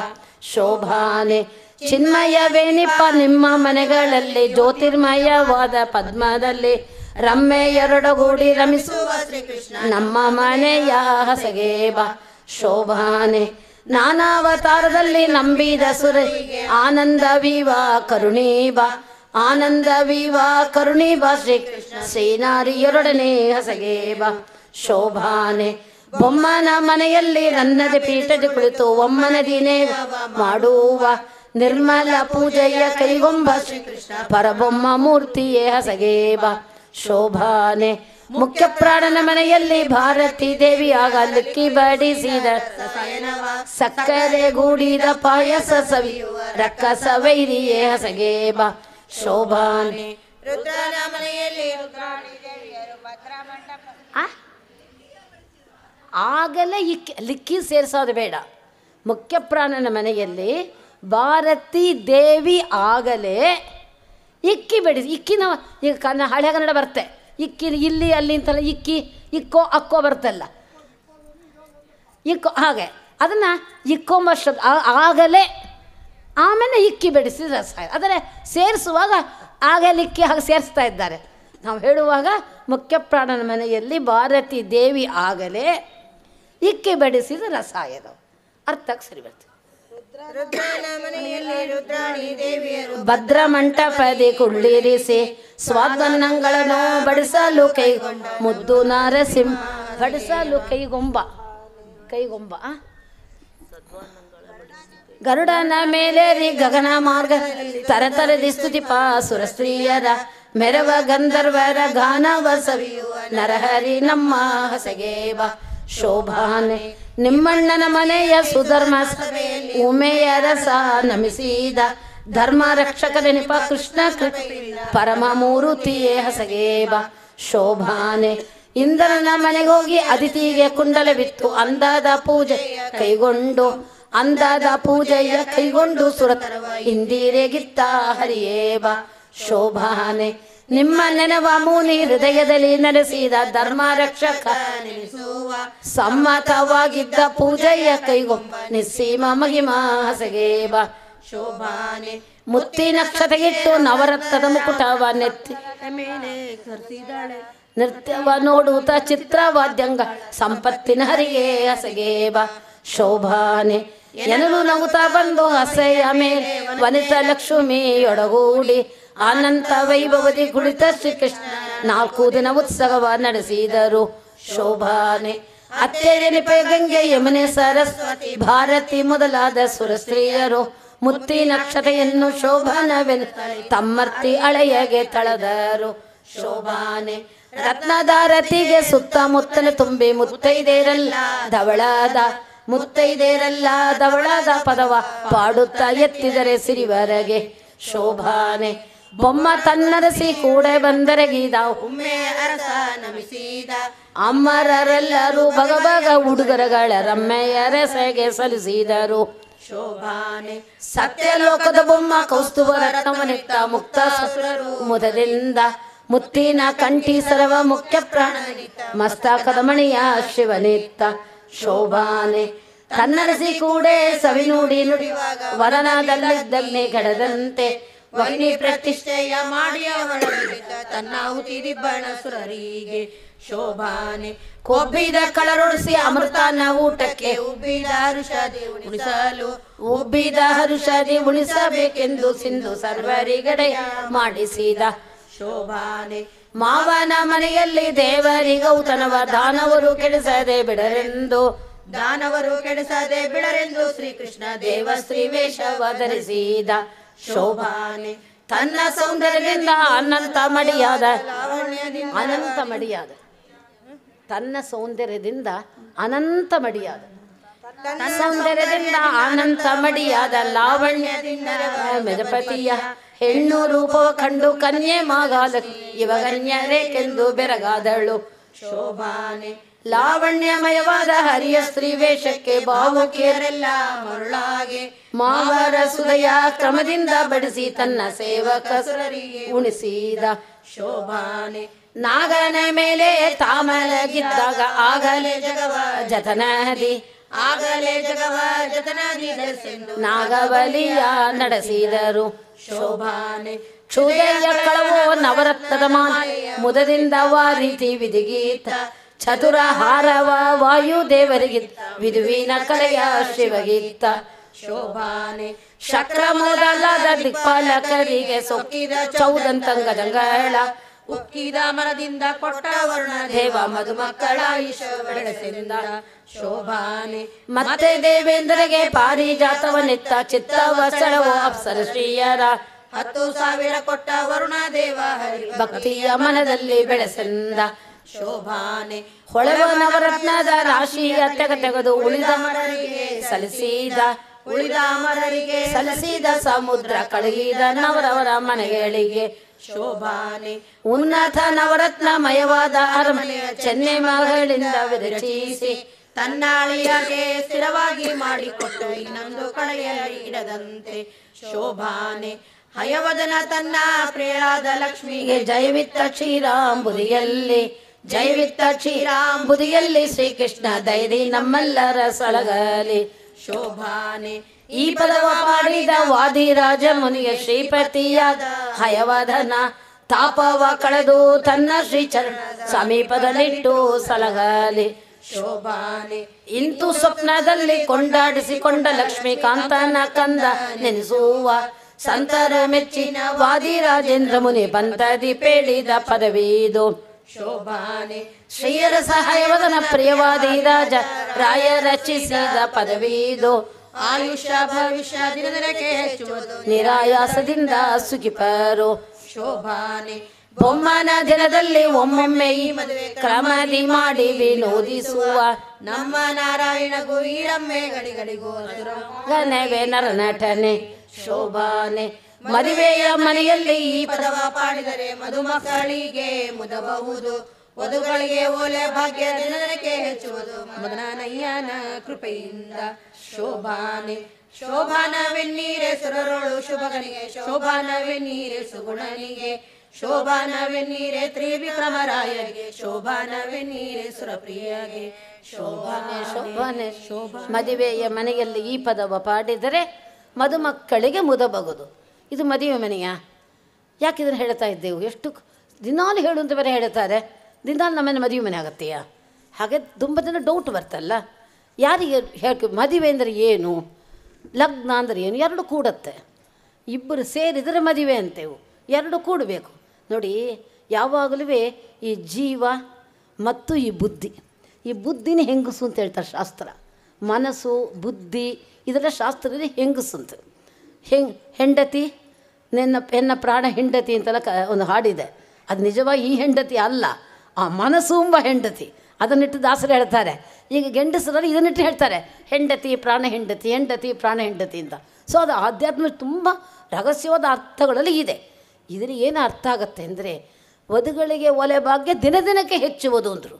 ಏನರ್ಥ ಓಲೆ ಭಾಗ್ಯ ದಿನ ದಿನಕ್ಕೆ ಹೆಚ್ಚೋದು? ಹಾಗೆಂದರೆ ನಿಜವಾದ ಓಲೆ ಭಾಗ್ಯ ಅಂದರೆ ಕಿವಿಗೆ ಭೂಷಣ ಯಾವುದು? ಯೋಚನೆ ಮಾಡಿ. ನಾವು ನಮಗೆ ಕರ್ಣಕ್ಕೆ ಭೂಷಣ ವಿಷ್ಣು ಕಥೆ. ಲಕ್ಷ್ಮೀ ಶೋಭನ ಪದ್ಯ ಪ್ರತಿ ದಿವಸ ಯಾರು ಹೇಳ್ತಾರೆಯೋ ಅವರಿಗೆ ಏನು ಬರುತ್ತೆ ಅಂದರೆ ಮೊದಲು ಶ್ರವಣದ ಭಾಗ್ಯ, ವಿಷ್ಣು ಕಥೆ ಕೇಳುವ ಭಾಗ್ಯ. ಕೇಳೋ ಭಾಗ್ಯ ಮಾತ್ರ ಅಲ್ಲ, ಮನಸ್ಸು ಒಳಗೆ ಅದನ್ನು ಅನುಸಂಧಾನ ಮಾಡುವ ಭಾಗ್ಯ, ಅದು ಗ್ಯಾರಂಟಿ ಸಿಗುತ್ತೆ. ಯಾವಾಗ ಶ್ರವಣ ಮನಕಾನಂದವೀವುದು ಭವಜನಿತ ದುಃಖಗಳ ಕಳೆವುದು. ಅದರಿಂದ ಅಂಥ ಶ್ರವಣ ಸಿಕ್ಕಿತು, ಅದು ಅನುಷ್ಠಾನಕ್ಕೆ ಬಂತು ಅಂದರೆ ಅದು ಮೋಕ್ಷಕ್ಕೆ ಸಾಧನೆ ಆಗುತ್ತೆ. ಆ ಲಕ್ಷ್ಮೀ ಶೋಭನ ಪದ್ಯ ಪ್ರತಿ ದಿವಸ ಯಾರು ಹೇಳ್ತಾರೆಯೋ ಅವ್ರ ಧರ್ಮದಲ್ಲಿ ಬುದ್ಧಿ ಬರುತ್ತೆ, ಅವ್ರ ಮನೆ ವಾತಾವರಣವೇ ಧರ್ಮದಲ್ಲಿ ಇರುತ್ತೆ, ಭಗವಂತ ಸಾಧನೆಯನ್ನು ಮಾಡಿಸ್ತಾನೆ. ಅದರಿಂದ ಲಕ್ಷ್ಮೀ ಶೋಭನ ಪದ್ಯವನ್ನು ಪ್ರತಿ ದಿವಸ ಹೇಳಬೇಕು, ಅರ್ಥ ಅನುಸಂಧಾನ ಮಾಡಬೇಕು. ಆದಷ್ಟು ಹೇಗಿರಬೇಕು ಅಂದರೆ ಒಳ್ಳೆ ಮನಸ್ಸು ನೆಮ್ಮದಿಯಿಂದ ಹೇಗಿರಬೇಕು ಅಂದರೆ ಅಲ್ಲೆಲ್ಲ ಇದನ್ನು ಬಾಯಿ ಮೆಕ್ಯಾನಿಕಲ್ ಹೇಳ್ತಾ ಹೋಗೋದು ಹಾಗೆ ಬೇಡ. ಸ್ವಲ್ಪ ಚಿಂತನೆ ಮಾಡ್ತಾ, ದೇವರನ್ನು ಚಿಂತನೆ ಮಾಡ್ತಾ ಲಕ್ಷ್ಮೀ ಶೋಭನ ಪದ್ಯವನ್ನು ಹೇಳೋ ವಾಡಿಕೆಯನ್ನು ಇಟ್ಕೊಂಬೋಣ. ನೀವೆಲ್ಲ ಹೇಳ್ತಾ ಇದ್ರಿ, ನನಗೂ ಸೇರಿ ಹೇಳ್ಕೊಂಬ ವಿಷಯ ಇದು. ಯಾಕಂದರೆ ಆರಂಭಿಸಿದ್ರೆ ಮುಗಿಸ್ದೆವು. ಲಕ್ಷ್ಮೀ ಶೋಭ ಮಡಮಡಂದು ಹೊಟ್ಟು ಹೋಗುತ್ತೆ, ಹಾಗೆಲ್ಲ ಹೇಳಬೇಕು ಅಂಥೇಳಿ ಎಲ್ಲರೂ ಆರತಿ ಬೆಳಗ್ಗೆ ಸಾಕು ನಿಮ್ಮ ಮನಸ್ಸಿನಿಂದ ಆರತಿ ಹಾಡು ಹೇಳಿಬಿಡೋಣ. ಆಮೇಲೆ ನೈವೇದ್ಯ ಕೃಷ್ಣಾರ್ಪಣೆ ವಸ್ತು ಬಿಟ್ಟುಬಿಡೋಣ. ಹಡಗಿನೊಳಗಿಂದ ಬಂದ ಕಡುಮುದ್ದು ಕೃಷ್ಣಗೆ ಕಡಗೋಲು ನೇಣ ಪಿಡಿದವಗೆ ಕಡಗೋಲು ನೇಣೋ ಪಿಡಿದ ದೇವಕಿ ಬೆಳಗೀರೆ ಮಧ್ವಸರೋವರದಿ ಶುದ್ಧ ಪೂಜೆಯ ಮುದ್ದು ರುಕ್ಮಿಣಿ ಅರಸಗೆ ಮುದ್ದು ರುಕ್ಮಿಣಿ ಅರಸು ಶ್ರೀಕೃಷ್ಣಗೆ ಮುತ್ತಿನಾರತಿ ಬೆಳಗೀರೆ ಶೋಭಾನೆ ಆಚಾರ್ಯರ ಕೈಯಿಂದ ಅಧಿಕ ಪೂಜೆಯ ಗೊಂಬ ಕಾಂತೆ ರುಕ್ಮಿಣಿ ಅರಸಗೆ ಕಾಂತೆ ರುಕ್ಮಿಣಿ ಅರಸು ಶ್ರೀಕೃಷ್ಣ ಕಾಂಚನದಾರತಿಯ ಬೆಳಗೀರೆ ಶೋಭಾನೆ ಪಾಂಡವರ ಪ್ರಿಯೆಗೆ ಕೌರವರ ಮರ್ದನೆಗೆ ಸತ್ಯಭಾಮೆಯ ಅರಸಗೆ ಸತ್ಯಭಾಮೆಯ ಅರಸು ಶ್ರೀಕೃಷ್ಣಗೆ ನವರತ್ನದಾರತಿಯ ಬೆಳಗೀರೆ ಶೋಭಾನೆ ಸೋದರ ಮಾವನ ಮಧುರೇಲಿ ಮಡಗಿ ತಾಯಿ ಹಸರೆಯ ಬಿಡಿಸಿದ ತಾಯಿ ಹಸರೆಯ ಬಿಡಿಸಿದ ಹಯವದ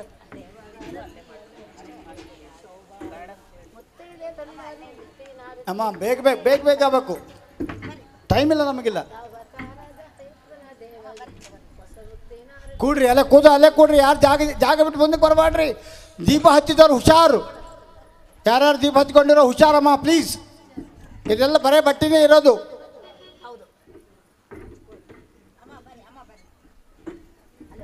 ದೀಪ ಹಚ್ಕೊಂಡವ್ರು ಭಾಳ ಹುಷಾರಿರಿ. ಮುಂದಿನವ್ರಿಗೆ ಹಿಂದಿನವ್ರಿಗೆ ಕೆಳಗಿಂದು ಬಟ್ಟಿ ಯಾವುದೋ ಭಾವುಕತನದಲ್ಲಿ ಹೋಗ್ಬೇಡ್ರಿ ಪ್ಲೀಸ್.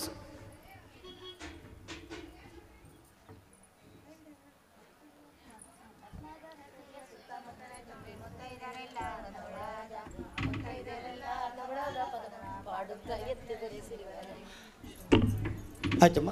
ಕೃಷ್ಣ ಕೃಷ್ಣ ಕೃಷ್ಣ ಪದ ಹೇಳೋಣ ಎಲ್ಲ ಹೇಳು ಬಾಮ್ಮ. ಅಮ್ಮ ಕೂಡ್ರಿ ಅಚ್ಯುತಂ ಕೇಶವಂ ರಾಮನಾರಾಯಣಂ ಹೇಳ್ರಿ. ದಾಮೋದರಂ ವಾಸುದೇವಂ ಹರಿಂ ಶ್ರೀಧರಂ ಮಾಧವಂ ಗೋಪಿಕಾ ವಲ್ಲಭಂ ಜಾನಕಿ ನಾಯಕಂ ರಾಮಚಂದ್ರಂ ಭಜೆ. ಹರೇ ರಾಮ ರಾಮ ರಾಮ ಹರೇ ಹರೇ, ಹರೇ ಕೃಷ್ಣ ಕೃಷ್ಣ ಕೃಷ್ಣ ಹರೇ ಹರೇ, ಹರೇ ರಾಮ ರಾಮ ರಾಮ ಹರೇ ಹರೇ, ಹರೇ ಕೃಷ್ಣ ಕೃಷ್ಣ ಕೃಷ್ಣ ಹರೇ ಹರೇ. ಅಚ್ಯುತಾಯ ನಮಃ ಅನಂತಾಯ ನಮಃ ಗೋವಿಂದಾಯ ನಮಃ. ಅಚ್ಯುತಾಯ ನಮಃ ಅನಂತಾಯ ನಮಃ ಗೋವಿಂದಾಯ ನಮಃ. ಅಚ್ಯುತಾಯ ನಮಃ ಅನಂತಾಯ ನಮಃ ಗೋವಿಂದಾಯ ನಮಃ. ಸರ್ವಂ ಶ್ರೀ ಕೃಷ್ಣಾರ್ಪಣಮಸ್ತು ಮಧ್ವೇಶಾರ್ಪಣಮಸ್ತು. ಹರೇ ಶ್ರೀನಿವಾಸ ಹರೇ ಶ್ರೀನಿವಾಸ ಹರೇ ಶ್ರೀನಿವಾಸ ಹರೇ ಶ್ರೀನಿವಾಸ ಹರೇ ಶ್ರೀನಿವಾಸ. ಹರೇ ಶ್ರೀನಿವಾಸ. ವಾಯ್ಸೇ ಬರಲ್ಲ ಅಂತೆ ತುಂಬ. ಹರೇ ಶ್ರೀನಿವಾಸ ಹರೇ ಶ್ರೀನಿವಾಸ. ಅವ್ರು ಯಾತಕ್ಕೆ ಆ ರೀತಿ ಹರೇ ಶ್ರೀನಿವಾಸ ಗಟ್ಟಿಯಾಗಿ ಅಂಡ್ರಿ ಅಂದರೆ ಆ ತಾಯಿ ಆದಿ ಸ್ವಯಂ ವ್ಯಕ್ತ ಸ್ಥಳ ಅಂತ ಹೇಳಿದ್ರಲ್ಲ ಸ್ವಾಮಿಗಳು, ಶ್ರೀರಂಗದಿಂದ ಅಲ್ಲಿ ನಿಂತ್ಕೊಂಡು ಹರೇ ಶ್ರೀನಿವಾಸ ಅಂದು ಈ ಕಡೆ ದಕ್ಷಿಣ ಭಾರತ ಆ ಕಡೆ ಉತ್ತರ ಭಾರತಕ್ಕೆ ಸ್ವಲ್ಪ ಆ ಕಡೆ ಕೂಡ ಧ್ವನಿ ಹೋಗಿದೆ ಅನ್ಕೋತೀನಿ. ಇಡೀ ದಕ್ಷಿಣ ಭಾರತದಲ್ಲೆಲ್ಲ ಆ ಧ್ವನಿಯಿಂದ ಎಲ್ಲರ ಕೈಲಿ ಕೂಡ ಹರೇ ಶ್ರೀನಿವಾಸ ಅನಿಸಿರ್ತಕ್ಕಂಥ ಮಹಾಭಾಗ್ಯ ಪಡೆದಿರ್ತಕ್ಕಂಥ ಹೆಣ್ಮಗಳಿಗೆ ಒನ್ ಮ್ಯಾನ್ ಶೋಗಿದ್ದಾಗಕ್ಕೆ ಒಬ್ಬ ಹೆಣ್ಮಗಳು ಇಡೀ ತಮಿಳ್ನಾಡಿನಲ್ಲಿ ಎಂಥ ಕ್ರಾಂತಿ ತಂದಾರಂದರೆ ಅಂಥ ಕ್ರಾಂತಿ ತಂದಿರ್ತಕ್ಕಂಥವ್ರು. ಎಂಥ ಲೌಕಿಕದಲ್ಲಿ ಇರ್ತಕ್ಕಂಥ ಎಲ್ಲರೂ ಕೂಡ ಈ ಆಧ್ಯಾತ್ಮಿಕ ಕಡೆಗೆ ತಿರುಗಿಸಿ ಎಲ್ಲರಿಗೂ ಕೂಡ ನಮ್ಮ ಭಾರತೀಯ ಸಂಸ್ಕೃತಿ, ನಮ್ಮ ಹಿಂದೂ ಸಂಸ್ಕೃತಿ, ನಮ್ಮ ಮಾಧ್ವ ಸಂಸ್ಕೃತಿಯನ್ನು ಮೈಗೂಡಿಸಿರ್ತಕ್ಕಂಥ ಹೆಣ್ಮಗಳು. ಇವತ್ತು ನಾವೆಲ್ಲರೂ ಕೂಡ ಯಾರು ವೈದಿಕ ಮಾರ್ಗದಲ್ಲಿ ಇರ್ತಾರೋ, ಯಾರು ವೇದಾಂತ ಶಾಸ್ತ್ರ ಓದಿರ್ತಾರೋ, ಯಾರು ಪೌರೋಹಿತ್ಯ ಮಾಡಿಸ್ತಿರ್ತಾರೋ ಅಂಥವರಿಗೆ ಹೆಣ್ಣು ಕೊಡ್ಲಿಕ್ಕೆ ನಾವು ಯಾರು ಮುಂದುವರಿಯೋದಿಲ್ಲ ನಾವು. ಆದರೆ ಇತ್ತೀಚೆಗೆ 10 ವರ್ಷದಿಂದ ಯಾರಿಗಾದರೂ ಸುಧಾ ಪಂಡಿತರಿಗೆ ಪೌರೋಹಿತರಿಗೆ ಏನಾದರೂ ಮದುವೆ ಆಗಿದೆ ಅಂದರೆ ಆ ಹುಡುಗಿ ಯಾವ ಹುಡುಗಿ ಕೇಳ್ರಿ, ತಮಿಳ್ನಾಡು ಹುಡುಗಿ ಆಗಿರ್ತಾಳೆ ಹುಡುಗಿ.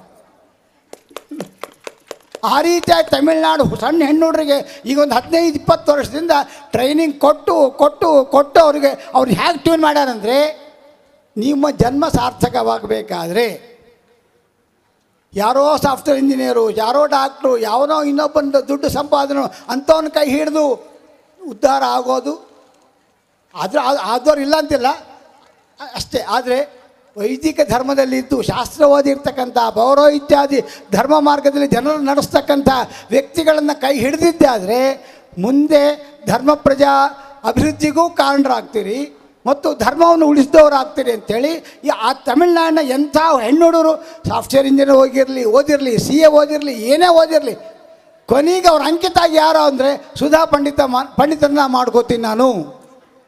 ಆ ರೀತಿ ಅಷ್ಟು ಟ್ಯೂನ್ ಮಾಡಿರ್ತಕ್ಕಂಥ ವ್ಯಕ್ತಿ ನಮ್ಮ ಸಹೋದರಿ. ಆ ಕಾರಣದಿಂದ ಧರ್ಮ ಜಾಗೃತಿಯಲ್ಲಿ ಬಹಳ ಕಷ್ಟಪಡ್ತಾರೆ. ಆಸೆಯತ್ತು ಹಿಮಾಚಲ ಆ ಹೆಣ್ಮಗಳ ತಾಯಿಯ ಭಾಗ್ಯ ಏನಂದರೆ ಅಂಥ ಒಳ್ಳೆ ಸಾಧ್ವಿಗಳಾಗಿರ್ತಕ್ಕಂಥ ಧರ್ಮಕ್ಕೆ ಪ್ರಚೋದನೆ ಕೊಡ್ತಕ್ಕಂಥ ಗಂಡ ಸಿಕ್ಕಿದ್ದಾರೆ. ಅವ್ರು ಗೌರ್ಮೆಂಟ್ ಆಫೀಸರಾಗಿ ರಿಟೈರ್ಡ್ ಆಗಿದ್ದಾರೆ. ಅಂಥ ಆಫೀಸಿಗೆ ಹೋಗೋ ಸಮಯದಲ್ಲೂ ಕೂಡ ನೀವು ಮನೆಯಾಗೆ ಇರಬೇಕು, ನಾ ಬಂದಾಗ ಕಾಫಿ ಕೊಡಬೇಕು, ನಾ ಬಂದಾಗ ಊಟಕ್ಕೆ ಹಾಕ್ಬೇಕು, ಇದು ಮಾಡು ನಿರ್ಬಂಧ ಮಾಡಿಲ್ಲಕ್ಕಿನ್ನ. ಅವ್ರಿಗೆ 2 ಗಂಡಸು ಮಕ್ಕಳು. ಆ ಹುಡುಗರು ಮಾಡಿ ಅದು ಅವ್ರ ತಾಯಿ ಇದ್ದರು, ಆದ ಕಾರಣ ಆ ಮಕ್ಕಳ ಯೋಗಕ್ಷೇಮ ನೋಡ್ಕೊಂಡು ಹೋಗ್ತಾಯಿದ್ರು. ಅವರು ನಾನು ಅನ್ಕೋತೀನಿ ಬಹಳ 30-35 ವರ್ಷದಿಂದ ಹೊರಗೆ ಬಂದುಬಿಟ್ಟಿರಿ ನೀವು ಅಲ್ಲ ಮನೆಯಿಂದ. 30 ವರ್ಷಕ್ಕೆ ಅವರು ಮನೆಯಿಂದ ಸಮಾಜ ಸೇವೆಗಾಗಿ ಧುಮುಕಿಬಿಟ್ಟಾರ ಅವರು. ಅದೊಂದು ಆ ಮನೆಯ ಸಂಸಾರದ ಇದು ಬ್ಯಾಕ್ಗ್ರೌಂಡು ಕೂಡ ಭಗವಂತ ಕೊಟ್ಟಿರ್ತಕ್ಕಂಥ ಭಾಗ್ಯ ಅಂತ ಹೇಳ್ತಾ ಅವರ ಗಂಡಂದ್ರಿಗೂ ಅವ್ರ ಮಕ್ಕಳಿಗೂ ಕೂಡ ಇವತ್ತಿಗೂ ಮಗ ಸ್ವತಂತ್ರ ಅಂತಾರೆ ಬಂದಾರೆ. ಇವಾಗ ಮೊಮ್ಮಗಳು ಕೂಡ ಅದೇ ಹಾದಿಯಲ್ಲಿ ನಡೀತಾ ಇದೆ. ಆದ ಕಾರಣದಿಂದ ನಾವೆಲ್ಲರೂ ಕೂಡ ದಯವಿಟ್ಟು ಲೌಕಿಕ ಭೋಗ ಭಾಗ್ಯಗಳು ಬೇಕು. ಭಗವಂತ ಏನು ಕೊಟ್ಟಿರ್ತಾನೋ ಅನುಭವಿಸೋಣ, ಅದನ್ನು ಧರ್ಮದ ಚೌಕಟ್ಟಲ್ಲಿ ಅನುಭವಿಸೋಣ. ಧರ್ಮವನ್ನು ಬಿಟ್ಟು ಇದೇ ನಾವು ಅತೀವಾಗಿರ್ತಕ್ಕಂಥ ಭೋಗ ಜೀವನವೇ ಜೀವನದ ಸಾರ್ಥಕ ಅಂತಕ್ಕಂಥ ಆ ಮೈಂಡಿಂದ ಹೊರಗೆ ಬರೋಣ. ಏನೇ ಮಾಡಿದರೂ ಧರ್ಮಕ್ಕೆ ಸಮ್ಮತವಾಗಿರಬೇಕು, ಭಗವಂತನಿಗೆ ಪ್ರೀತಿ ಆಗಿರಬೇಕು. ಆ ರೀತಿಯಲ್ಲಿ ನಡೀತಕ್ಕಂಥ ಒಂದು ಮಾರ್ಗದರ್ಶನ ಆ ತಾಯಿನ ನೋಡಿ ನಾವೆಲ್ಲರೂ ಕಲಿಯೋಣ ಅಂತ ಹೇಳ್ತಾ, ತಮಿಳುನಾಡಿನಲ್ಲಿ ಶ್ರೀರಂಗ ಎಲ್ಲಿ ಇಲ್ಲ ಕುಷ್ಟಗಿಯಲ್ಲಿ ಅಷ್ಟು ದೂರದಿಂದ ಶ್ರಮ ವಹಿಸಿ ಸಣ್ಣವರೆಲ್ಲ ಅವ್ರು ನನಗಿಂತ ವಯಸ್ಸಿನಲ್ಲಿ 4 ವರ್ಷ ದೊಡ್ಡಕ್ಕೆ ಹಾಕಿ 70, ನನಗೆ 66 ತಿಳ್ಕೊಂಡ್ಬಿಡ್ರಿ. ಈ 70 ಆಚಾರ್ಯಗೆ 71. ಅಷ್ಟು ಆ ವಯಸ್ಸಿನಾಗ ಅಷ್ಟು ದೂರದ ಬಂದು ಪ್ರತಿ ವರ್ಷ 32 ವರ್ಷದಿಂದಲೂ ಕೂಡ ಈ ಸಂಪರ್ಕ ಇರ್ತಕ್ಕಂಥದ್ದು, ರಾಯರು ಕೂಡಿಸಿರ್ತಕ್ಕಂಥ ಸಂಬಂಧ ಇದು ನಮ್ಮದೆಲ್ಲ. ಆ ಕಾರಣದಿಂದ ದಯವಿಟ್ಟು ಅವ್ರ ಶ್ರಮವನ್ನು ಇದು ಮಾಡಿರಿ. ಅವ್ರು ಹೇಳ್ತಕ್ಕಂಥ ಮಾರ್ಗದಲ್ಲಿ ನಡೆದು ನೀವೆಲ್ಲರಿಗೂ ಒಬ್ಬೊಬ್ಬರು ತಾಯಿಯಂದರೂ ಕೂಡ ನಿಮ್ಮ ಮನೆಗೂ ಆದರ್ಶ ಆಗಬೇಕು, ನಾಡಿಗೂ ಆದರ್ಶ ಆಗಬೇಕು. ಆ ಭಾಗ್ಯ ಲಕ್ಷ್ಮೀ ಸಹಿತಳಾಗಿರ್ತಕ್ಕಂಥ ಮಹಾಲಕ್ಷ್ಮಿ ನಿಮ್ಮೆಲ್ಲರಿಗೂ ಕೊಡಲಿ ಅಂತ ಈ ಕಾರ್ಯಕ್ರಮವನ್ನು ಮುಗಿಸ್ತಾ ಇದ್ದೇವೆ. ಹರೇ ಶ್ರೀನಿವಾಸ. ಆಚಾರ್ಯರು ತುಂಬ ಏನೇನೋ ಹೇಳ್ತಾ ಇದ್ರು, ಅದಕ್ಕೆಲ್ಲ ಯೋಗ್ಯತೆಯರು ನಮ್ಮ ಹೆಂಡತಿ ಇಲ್ಲ.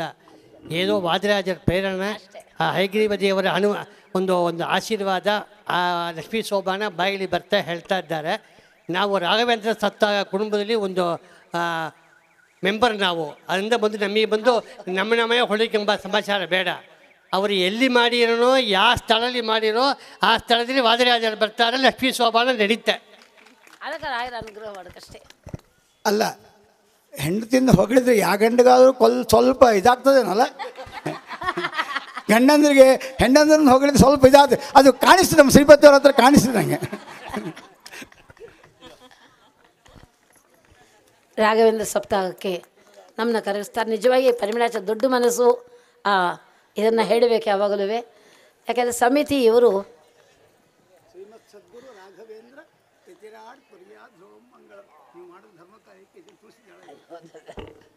ಅದರಿಂದ ಕರೆಸ್ತಾರೆ. ಭಾಳ ಸಂತೋಷ, ಧನ್ಯವಾದ ಹೇಳ್ತಾ ಇರ್ತೇವೆ. ಇನ್ನೊಂದು ನಿಮ್ಮಲ್ಲಿ ರಿಕ್ವೆಸ್ಟು, ಎಷ್ಟು ಜನಕ್ಕೆ ಎಲ್ಲ ಊರಿನಲ್ಲೂ ಅಲ್ಲಲ್ಲೇ ಸೇರಿಸಿ ಮಾಡೋದು ಅಸಾಧ್ಯ. ನಿಜ ತುಂಬ ದೊಡ್ಡ ಕಾರ್ಯ. ಅದನ್ನು ರಾಯರವ್ರದ್ದು ನಡೆಸ್ತಾರೆ ನಾ ಹೇಳಬೇಕಷ್ಟೇ. ಯಾಕೆಂದರೆ ತುಂಬ ಶ್ರಮ. 7 ದಿವಸ ಇಷ್ಟು ಜನ ಸ್ವಾಮಿಗಳು ಕರೆಸಿ, ಪಂಡಿತರನ್ನು ಕರೆಸಿ, ಇಷ್ಟು ಜನನ ಕರೆಸಿ, ಊಟ ತಿಂಡಿ ಕಾಫಿ ಟಿಫನ್ ಎಲ್ಲ ಹಾಕಿಸಿ ಮಾಡಬೇಕು ಅಂದರೆ ಅದು ದೊಡ್ಡ ಕೆಲಸ. ಇಷ್ಟಕ್ಕೆ ಅವ್ರು ಶ್ರಮ ಪಡ್ತಾ ಇದ್ದಾರೆ. ಅವರು ಟೀಮ್ ವರ್ಕ್ ಹಂಗೆ ಅವ್ರ ಮನೆ ಎಲ್ಲ ಫ್ಯಾಮಿಲಿ ಮಾಡ್ತಾ ಇದ್ದಾರೆ. ಅದರಲ್ಲೇ ನಾನು ಏನು ಕೇಳ್ತೇನೆ ಅಂದರೆ, ಅವರು ಫೈನಾನ್ಷಿಯಲ್ ಇದಕ್ಕೆ ಅವರು ಶಾಶ್ವತ ನಿಧಿ ಅಂತ ಒಂದು ಇಟ್ಕೊಂಡಿದ್ದಾರೆ. ನಿಜವಾಗಿ ನಂಬುದು ಒಂದು ಸಣ್ಣದ್ದು 1,000 ರೂಪಾಯಿ ಕೊಟ್ಟೊಂದು ಶಾಶ್ವತ ನಿಧಿ ಮಾಡಿಕೊಂಡೇವು ಅಂದರೆ, ಯಾವ ಊರಲ್ಲಿ ಅವರು ಮಾಡಿದರೂ ಸರಿ ನಮ್ಮ ಭಾಗದ ಒಂದು ಅನ್ನದಾನಕ್ಕೆ ಹೋಗಿ ಸೇರುತ್ತೆ. ನಾನು ಅಷ್ಟೇ ಕೊಡೋದು ಅಲ್ವಾ, ಎಲ್ಲಿ ಬೇಕಾದ್ರೂ ಮಾಡಲಿ. ಆಗ ನಮ್ಮದು ಅನ್ನದಾನ ಒಂದು ಸೇರುತ್ತೆ. ಅದನ್ನು ಇಲ್ಲಿರೋ ಎಲ್ಲರೂ ನಮಗೆ 1,000 ರೂಪಾಯಿ ದೊಡ್ಡ ವಿಷಯ ಅಲ್ಲ. ಆ 1,000 ರೂಪಾಯಿನ ಕೊಟ್ಟು ಎಲ್ಲರೂ ಬಂದು ಶಾಶ್ವತ ನಿಧಿಲಿ ನೀವು ಜಾಯಿನ್ ಮಾಡ್ಕೊಳ್ರಿ. ಯಾವ ಊರ್ಲಿ ಮಾಡಿರು ನಮ್ಮದೊಂದು ಕಾಣಿಕೆ, ನಾವು ಅದನ್ನು ಭಾಗವಹಿಸಿದ್ದೇವೆ, ಒಂದು ಸಂತೋಷ ಬರುತ್ತೆ. ಅದು ನಿಮ್ಮ ಹತ್ಲಿ ರಿಕ್ವೆಸ್ಟ್ ಮಾಡೋಕ್ಕಿಂತಾನೆ. ಹರೇ ಶ್ರೀನಿವಾಸ್.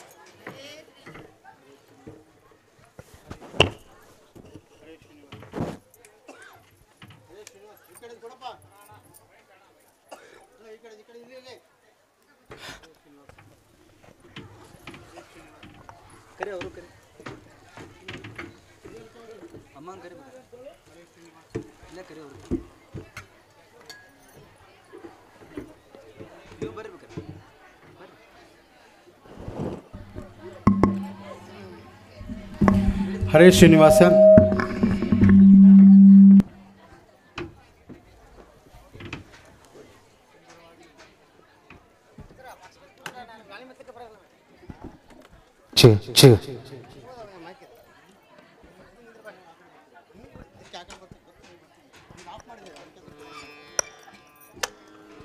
ಹರೇ ಶ್ರೀನಿವಾಸ. ದಯವಿಟ್ಟು ಯಾರು ಗಲಾಟೆ ಮಾಡಬಾರ್ದು, ಮಾತಾಡಬಾರ್ದು. ದಯವಿಟ್ಟು ಯಾರು ಮಾತಾಡಬಾರ್ದು. ದಯವಿಟ್ಟು ಯಾರು ದೀಪ ಉರಿತಾ ಇದೆ ದಯವಿಟ್ಟು ಹುಷಾರಾಗಿ ನೋಡ್ಕೊಳ್ಳಿ.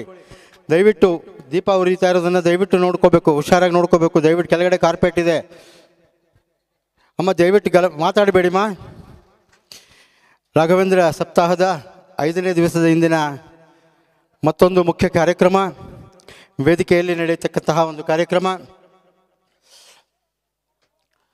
ದಾವಣಗೆರೆಯಿಂದ ಬಂದಿರತಕ್ಕಂತಹ ಕುಮಾರಿ ಸಂಹಿತಾ ಎಸ್ ಮುತಾಲಿಕ್ ಹಾಗೂ ಅವರ ತಂಡದಿಂದ ದಾಸವಾಣಿ ಕಾರ್ಯಕ್ರಮ ಸುಮಾರು 1 ಗಂಟೆಗಳ ಕಾಲ.